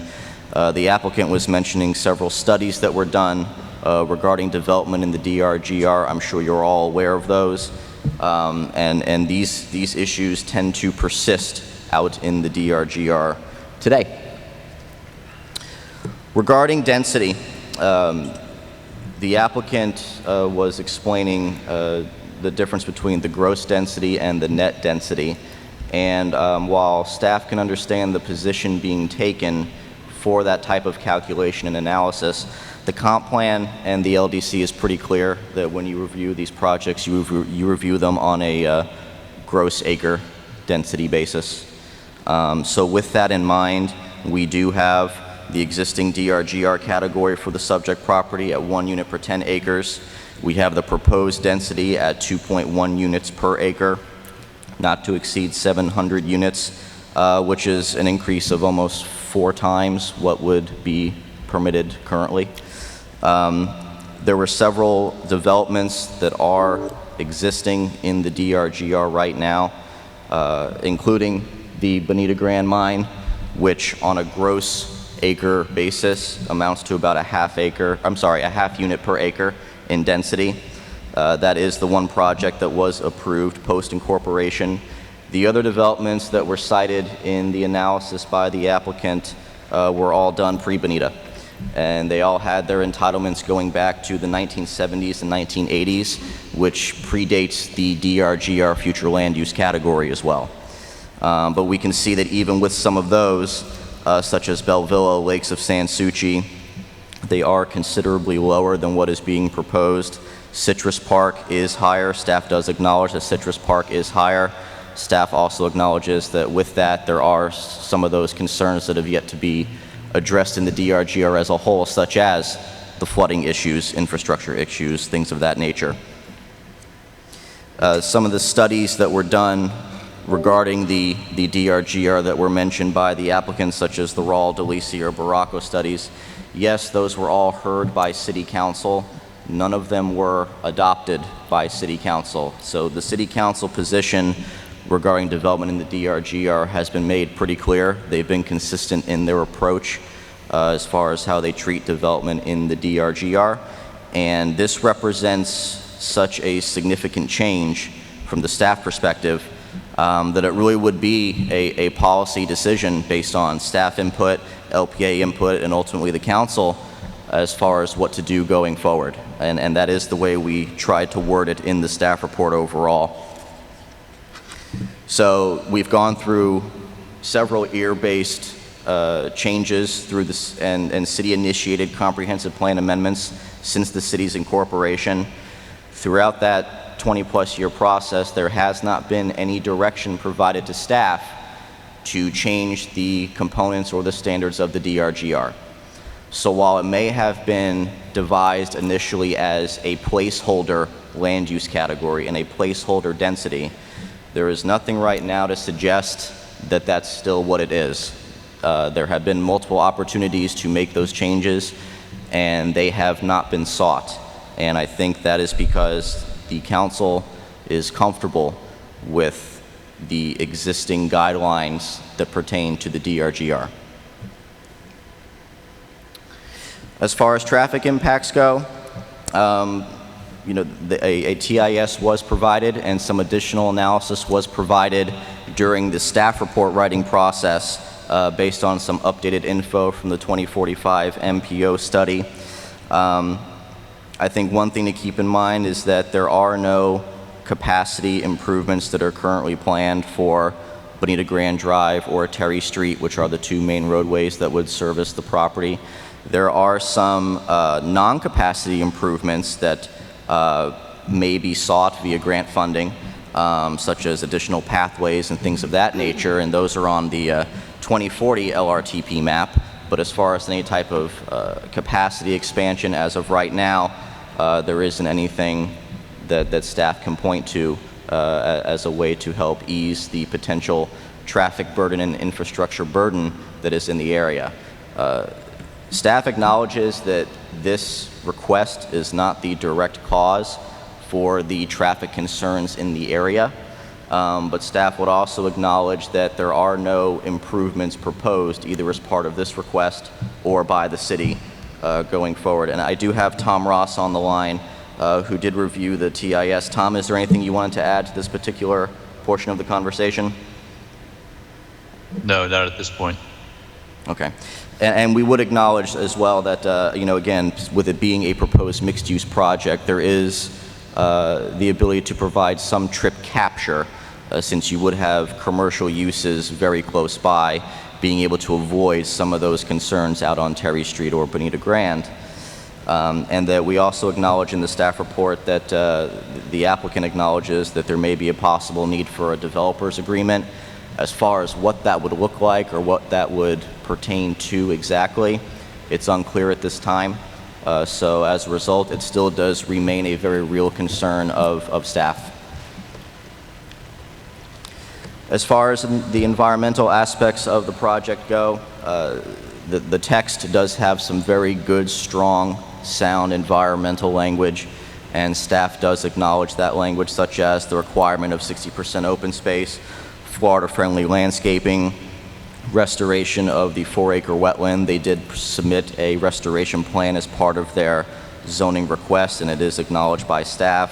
Having park areas, providing proposed access points with the project to the east, the Bonita Grand Mine RPD, which, as you know, does have a park component that will be part of the overall design when they do come in for their permits, and also acknowledgement of the primary panther zone.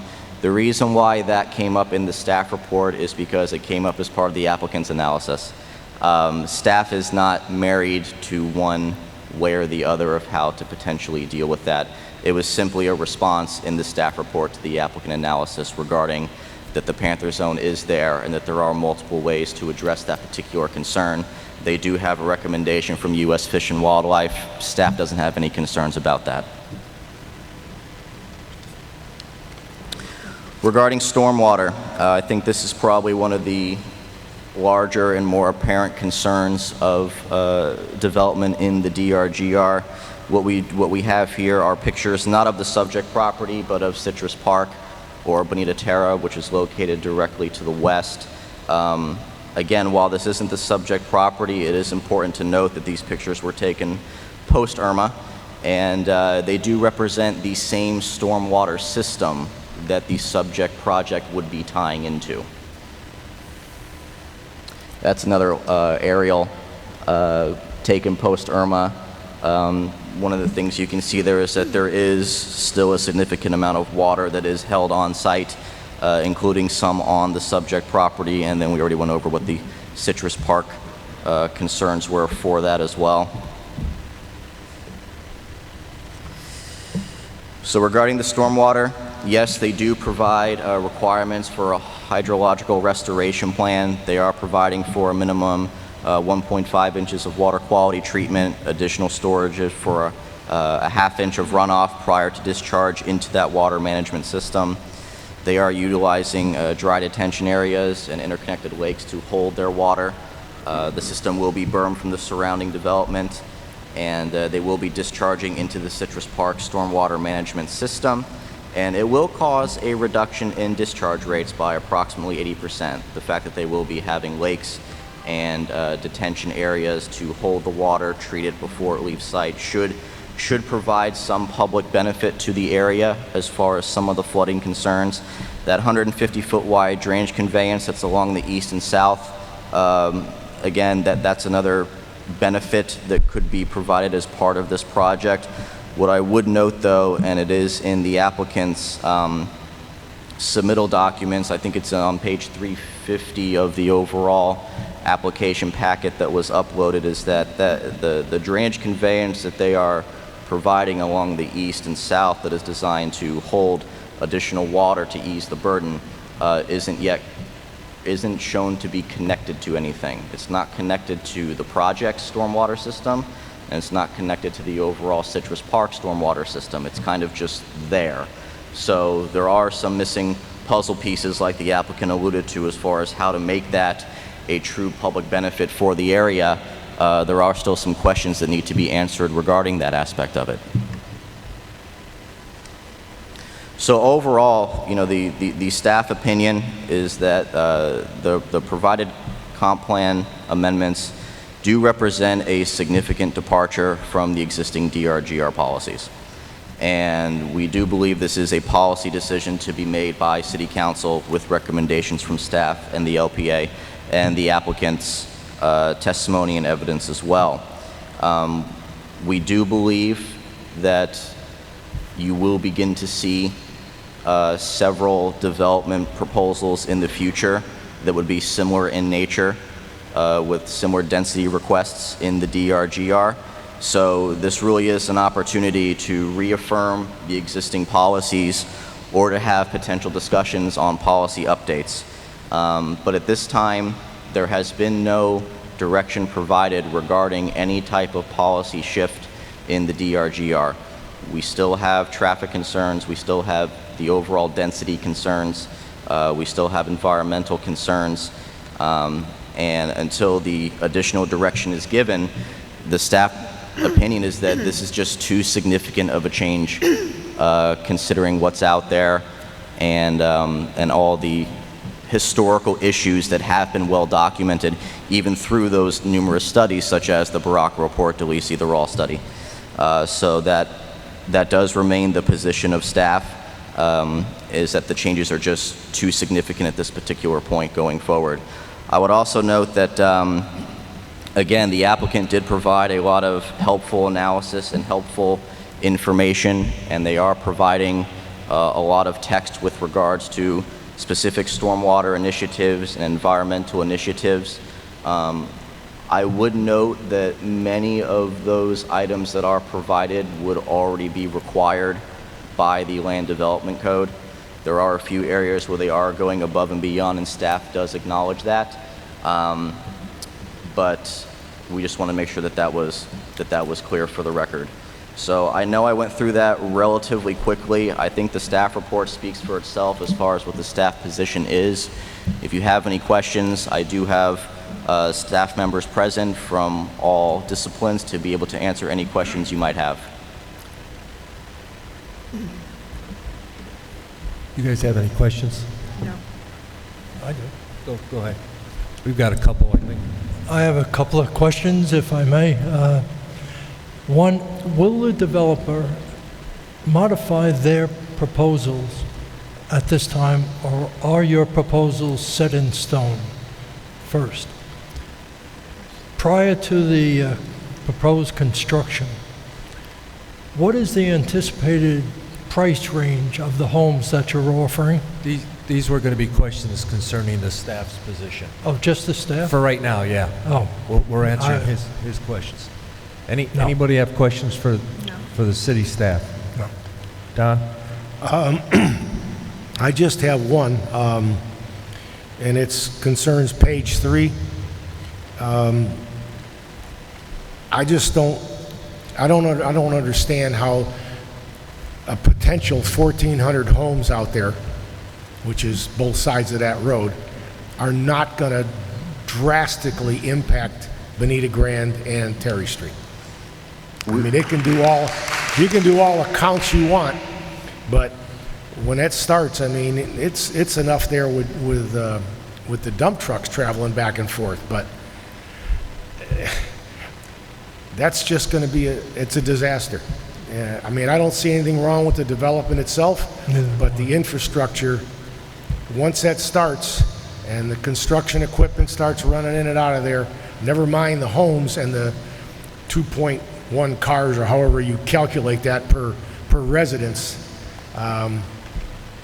that's something that's got to be done, in my opinion, first. And I think staff would agree with that position. That's one of the areas of disagreement that staff and the applicant have.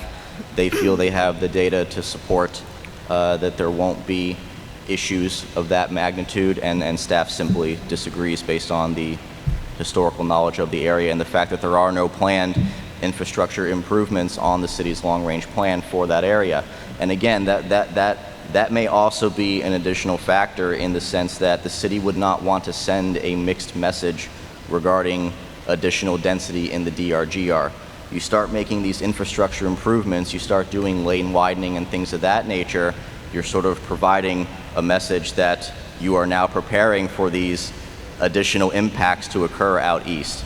And the city has been relatively clear about their position of development in the DRGR. Thank you. You have anything? For the staff, Yeah. I have something, but nothing. Yeah. Okay, thank you. Go ahead.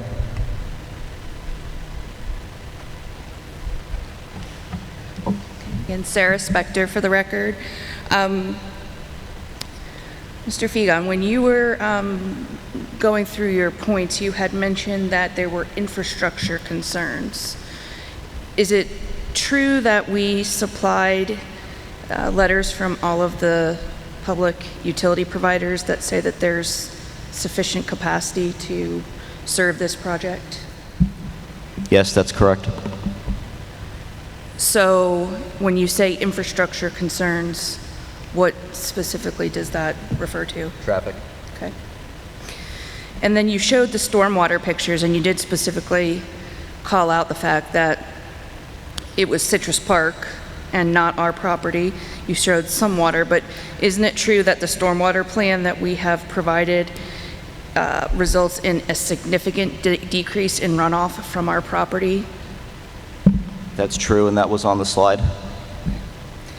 Mr. Chairman, this is David Theriak, City Land Use Attorney. As a point of order, we're in a legislative process, not a quasi-judicial process. And during the legislative process, cross-examination of staff is not allowed. Okay. You want to comment on Yeah, that? thank you, Mr. Theriak. I was about to mention something. Yes, because this is legislative, it is not obligated. However, I was going to look to the LPA themselves to see if they wanted to allow it. no. Are you done? I had one more. Go ahead, finish it up then. Okay. The final question was, are you aware of Resolution 15-24 that was adopted by City Council on February 18th, 2015? You'd have to refresh my memory on exactly what that is. This is not the... So Resolution 15-24 was a resolution of the City Council adopting 29 of the 34 recommendations of the Citizens Water Strategy Task Force. So are you familiar with that resolution? Yes. So when you say that none of the recommendations relative to the DRGR have been adopted by City Council, then that's not an accurate statement? None of the recommendations from the Baraka report, DeLisi report, Wall report, or any of those types of reports were adopted. There was a water strategy task force that was created by City Council to study some of these additional issues. They did present their findings to staff, and certain recommendations of those were approved and accepted by City Council as a whole. But as far as the documentation and the large-scale reports that came over the past 20 years with regards to development in the DRGR, those were not adopted by City Council. But you would agree that the comprehensive plan does still require that there's an amendment to the comprehensive plan to amend the DRGR section? No. Yes, and the council has made it clear that they don't feel the need to do so at this point. All right, this isn't a Yeah, court of that's all. law, so Thank we're you. good. Thanks.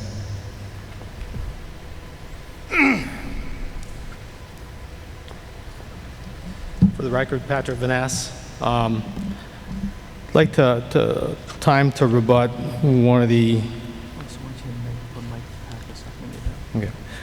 issues that was brought up by staff. And again, as staff mentioned, we don't necessarily see eye to eye on everything, and we agree to disagree. I think it was mentioned that City Council has looked at these reports, and they've had opportunities through the EAR process, which is the evaluation appraisal process, to update the comp plan. And the fact that they have not taken a position, in my opinion, doesn't mean that there's a clear policy direction. The policy in the comp plan still says that the city will evaluate the DRGR, and the city will make changes to that future land use category. The fact that it hasn't done doesn't change that the policy is still in place. There have been multiple EARs. They've had the opportunity to change it. Also, what we have to talk about is that back in 2016, when they turned down the Baracco report because they did not like the findings in it, the City Council did try to change the future land use category for the DRGR.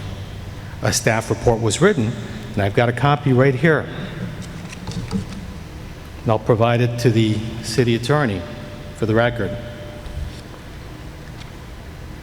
The intent was to change the language in the DRGR to say, we've studied the area, we're good with the way it is, and I'm just paraphrasing.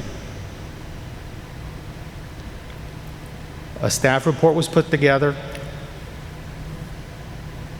comments were provided.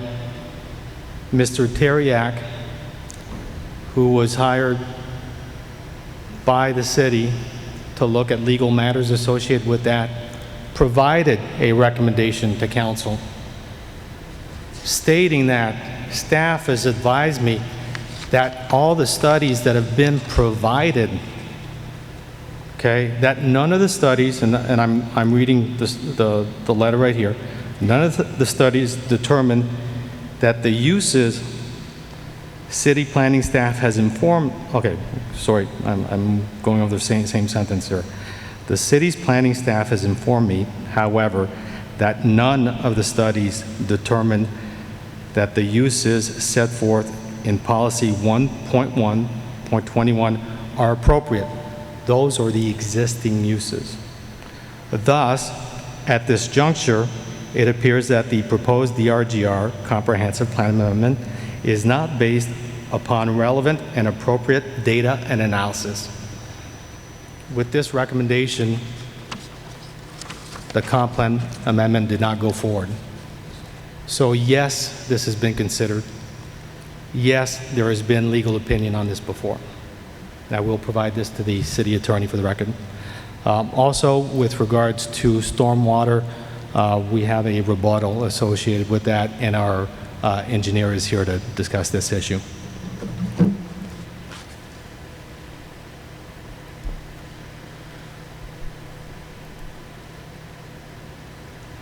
At this point, Mr. Chairman, this is, as was previously pointed out, this is not quasi-judicial, so we don't need to do rebuttal unless you would like to hear from the engineer.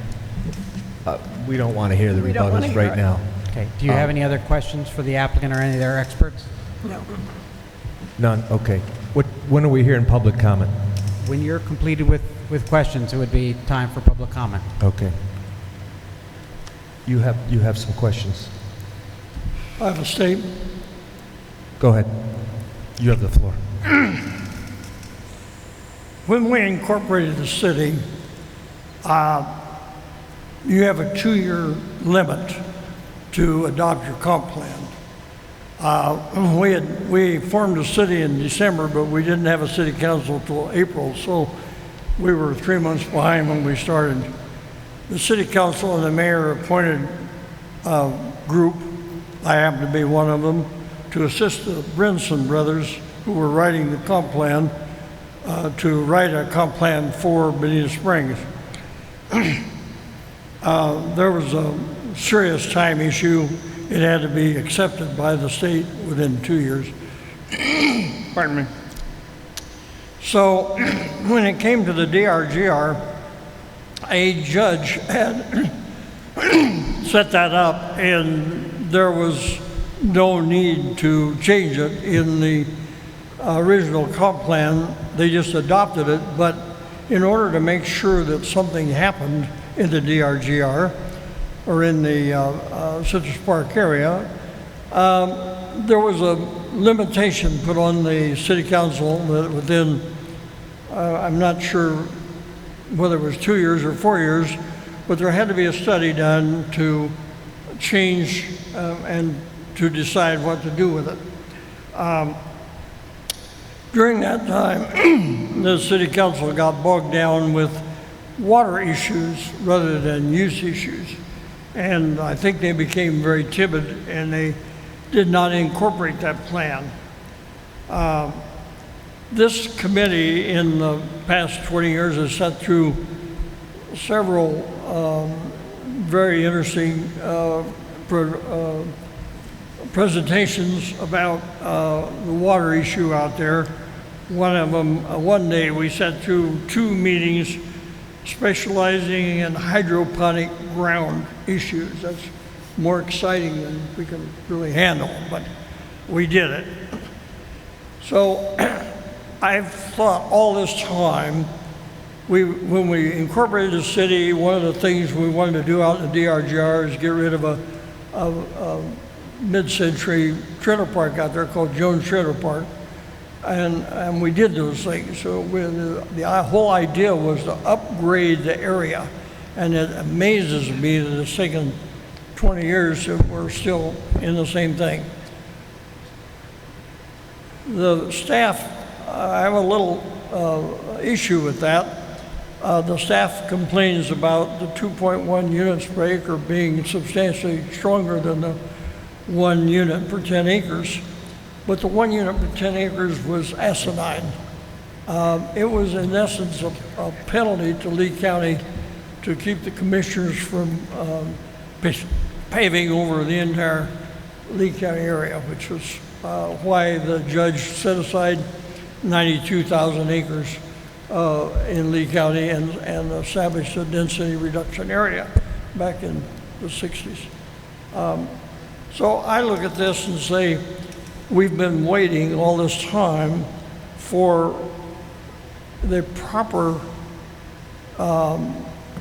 improvement of this ground. This ground has numerous, they weren't canals, they were huge ditches that were dug through there. They're all filled up now. A couple of years ago, this committee took a Jeep tour out there, and it's amazing how overgrown it is. You might not know it, but at one time this piece of ground housed the Bonita Springs Airport. There was a landing strip on this property. And so down through the years, it's gone through a lot. It's time for it to see the modern 21st century.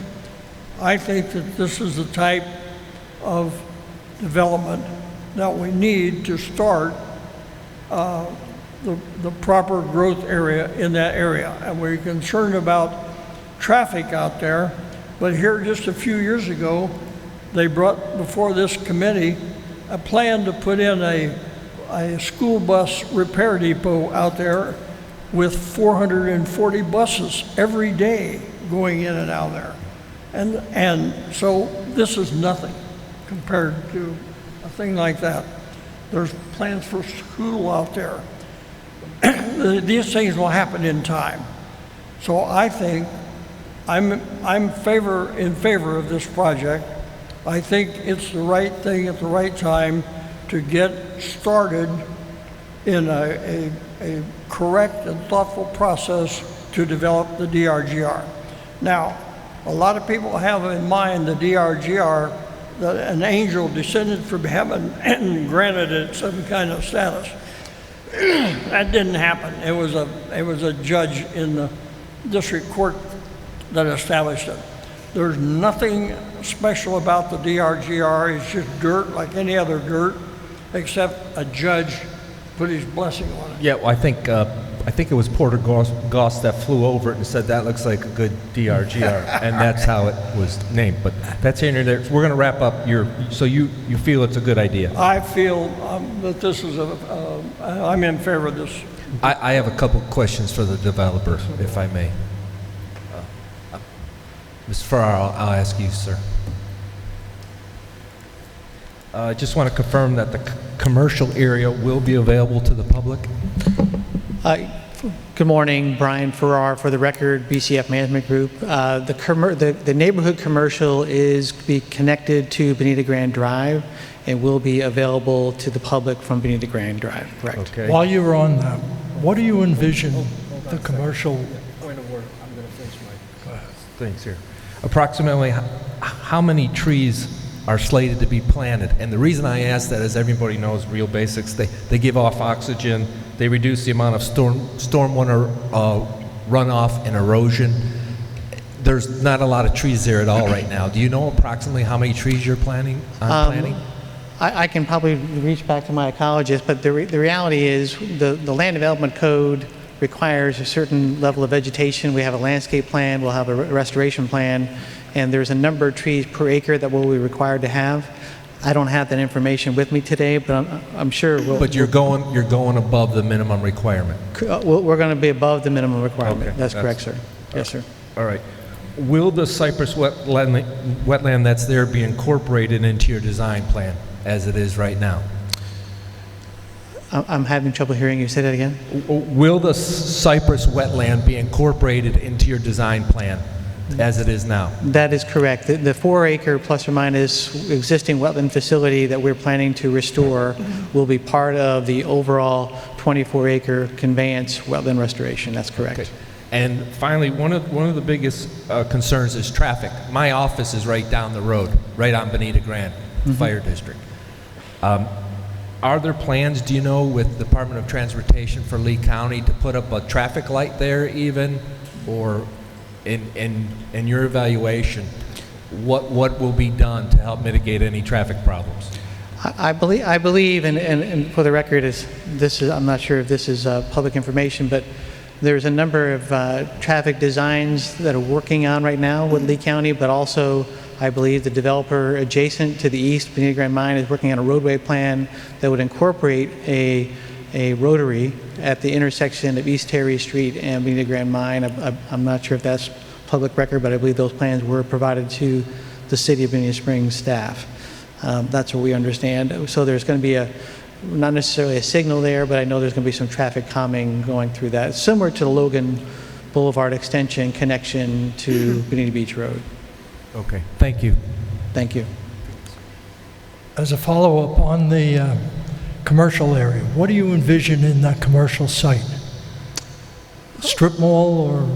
We anticipate a number of, I would say, small shop commercial to help the ancillary uses and demands of the community. All right. In the development itself, what type of homes do you perceive to have? Are they? We have a mixture of different types of homes, whether there are some single-family homes, multifamily, duplexes, townhomes, and things like that. It's within the zoning component. We have 6 different types of home units to be constructed potentially. That will be demand-driven relative to what the market demand is at the time. With school children involved? This is our client is very much a City of Bonita Springs support group. They want to have a family-oriented community. We have a mixture of all demographics, whether it's new families, soon to be retired, and retirees. The reason I'm asking that, it would include buses, school buses, on a regular basis. It is likely we'll have, I believe that we're providing bus stops for school buses as necessary. I travel Bonita, Grand, and Terry probably 5 times a week, 4 times a week. Presently, with the mine and on season, I probably count for the 1 mile from Bonita Beach Road to Terry in the minute and a half to take that, or normally, up to 20 dump trucks. if the mine project goes through and yours goes through, that'll probably be 4 times that in construction trucks. Those 2 roads can't handle what it has now. Going back to the same question I originally asked, is the developer willing to modify any of their proposals to both staff and this committee's concerns, and I'm sure the council's concerns about traffic? That's the major concern. I think the project is excellent. I think the community needs the project. I think we're in an area during this COVID where we've been hit both medically and psychologically and emotionally, but economically most particularly. And our area, both the county, the city, and our communities need new places for people to work, community people to work, community people to earn an income. If you're hopefully going to provide material and subs, that they will come from the area, that will be a consideration. But the transportation is a major concern for all of us. The people that live there, the people that live off of Morton, and that'll be almost impossible to get to. Are you willing to do some considerations to the concerns that are being expressed both by staff and probably the community residents that you've approached in the past? Thank you for your questions. Let me first start by saying we will work within the transportation guidelines and land development code, as well as the land use let me finish, as to what the transportation requirements are. We have been upfront from the very beginning that we're willing to work with the city and staff through a developer's agreement. If there are transportation needs required, we will do those. We're open to that. It's hard to frame all the different topics that you discuss without necessarily understanding the constraints to which we're having that discussion. Like we said, we're open to discuss those things and work through a developer's agreement to accommodate whatever needs that there may be. And that's how we've approached it. We've been very thoughtful about how to approach that. Our transportation engineer has given his testimony. We haven't had any rebuttal testimony from the staff transportation engineer regarding our report, so we suspect that our information is accurate. But as my transportation engineer mentioned, at this stage, with another stage during the zoning and another stage during the development order process, where we're willing to go through and look at the transportation needs and requirements as we move forward. We've always said that. We've been very blunt about that. We appreciate that. Nothing? Linda, anything? Only comments. Go ahead. Okay. Well, I would think probably you want to wait till after the public input. Thank you very much. Now we'll do thank you, and we're going to go ahead and do public comment now, please. Okay, if there's any members of the public, please come up, identify yourself, possibly state your address, and you have 4 minutes.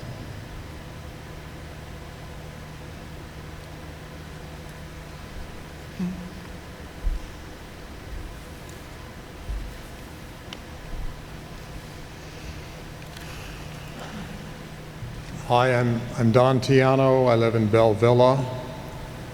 I guess my concerns are, one was the density that they're looking at. I noticed that they used Citrus Park at 3.6. They ignored Belle Villa at 1.0. And of course they used the new mining section. I didn't know whether that was important for you to be aware of. We are concerned about traffic issues. We know that Terry is very busy at this point in time. At this time of year, the traffic backs up on Morton quite a bit. We could use a street light there for sure. The other development that the city has, I guess, approved that's going to be on the south of our facilities, what they're going to put in, I guess, water. We're going to have a lot of trucks coming in and out of Morton. We think we We're concerned about the water, also the drainage. They talk about a reduction in drainage and tying into Citrus Park's water system, which is also part of our water system. And there's seems to be no detail on that at this point in time. Other than that, you know, several people are unhappy. We're concerned about the wall that's going to be. They claim they're going to put a wall on the west side of the property. I noticed that wasn't mentioned here today. It may not be important to you at this point in time, but the separation between their property and ours is important. We've also used the Citrus Park Boulevard has been used by us for 30 years for transportation back and forth, and we know we haven't had access all the way to Bonita Grande in the last several years because of the, we did use it during Irma, but some people would like to be able to tie into a second exit for us. I know that's not your concern at this point in time, but thank you for your time. Thank you, sir. Okay, anyone else? Public comment? Okay. Linda, you had a comment? Yes. I'm familiar with the reference studies, and I attended most of the water task force meetings. And I agree that the Drgr area is certainly not pristine, and I appreciate your development. It's much more aesthetically pleasing, certainly, than what is on most of it right now. But one of the important studies that was not mentioned was that of Jim Beaver, who did a study of flooding in the area after the storms Harvey and Irma. And his report stated that the Drgr, as it is right now, is doing what it was intended to do, which was retain water. And had that area been developed, the flooding in Bonita would have been much worse than it is. Any development means more impervious surface area and less ability for the water to stand on land. I'm concerned that the approval of this project will open up floodgates to Drgr development, and community development will then be deluged with applications for further development. So I'm hoping that City Council will affirm their duty to protect the Drgr and the current residents, rather than consider the needs of possible future residents. So for that reason, I do not support this proposal. Thank you, Linda. Deb, do we want to go ahead and bring this to vote now? Now is the time. Yeah, let's go ahead and bring this to vote. Do you have a motion? Yes, please. I would make a motion. I would make a motion that this committee adopts this resolution. I believe the motion is to approve the proposal as consistent with the comp plan, or make a recommendation to City Council to that extent. I'll second that motion.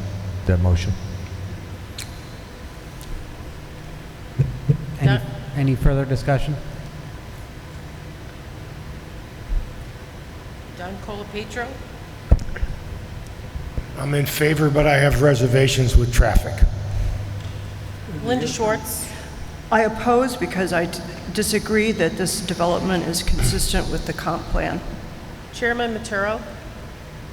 I approve it. I think they have a handle on, and they went to great expense for this presentation, and I'm comfortable that they'll figure out traffic mitigation and the environment. Rex Sims? I approve it. Robert Bornstein? I approve with the proviso that the developer work hand in hand with staff to modify any of the major concerns. And I still have a real concern about transportation, especially the dump trucks during the construction period. You've got to figure out some way to alleviate that backlog that's going to happen. It's not an if, it's a definite. So I vote aye. Okay. Approved with a recommendation of comp plan consistency 4-1, and we will communicate the concerns to the city council. Thank you, sir. Deb, when is the next meeting? April 8th, if they're Okay. April 8th is going to be our next Tentative. LPA meeting. I needed a motion for the approval of minutes. I'll make the motion. I'll second. Okay, that's approved. I'm going to go ahead and adjourn. Before you adjourn, I believe there may be some other comments on other items.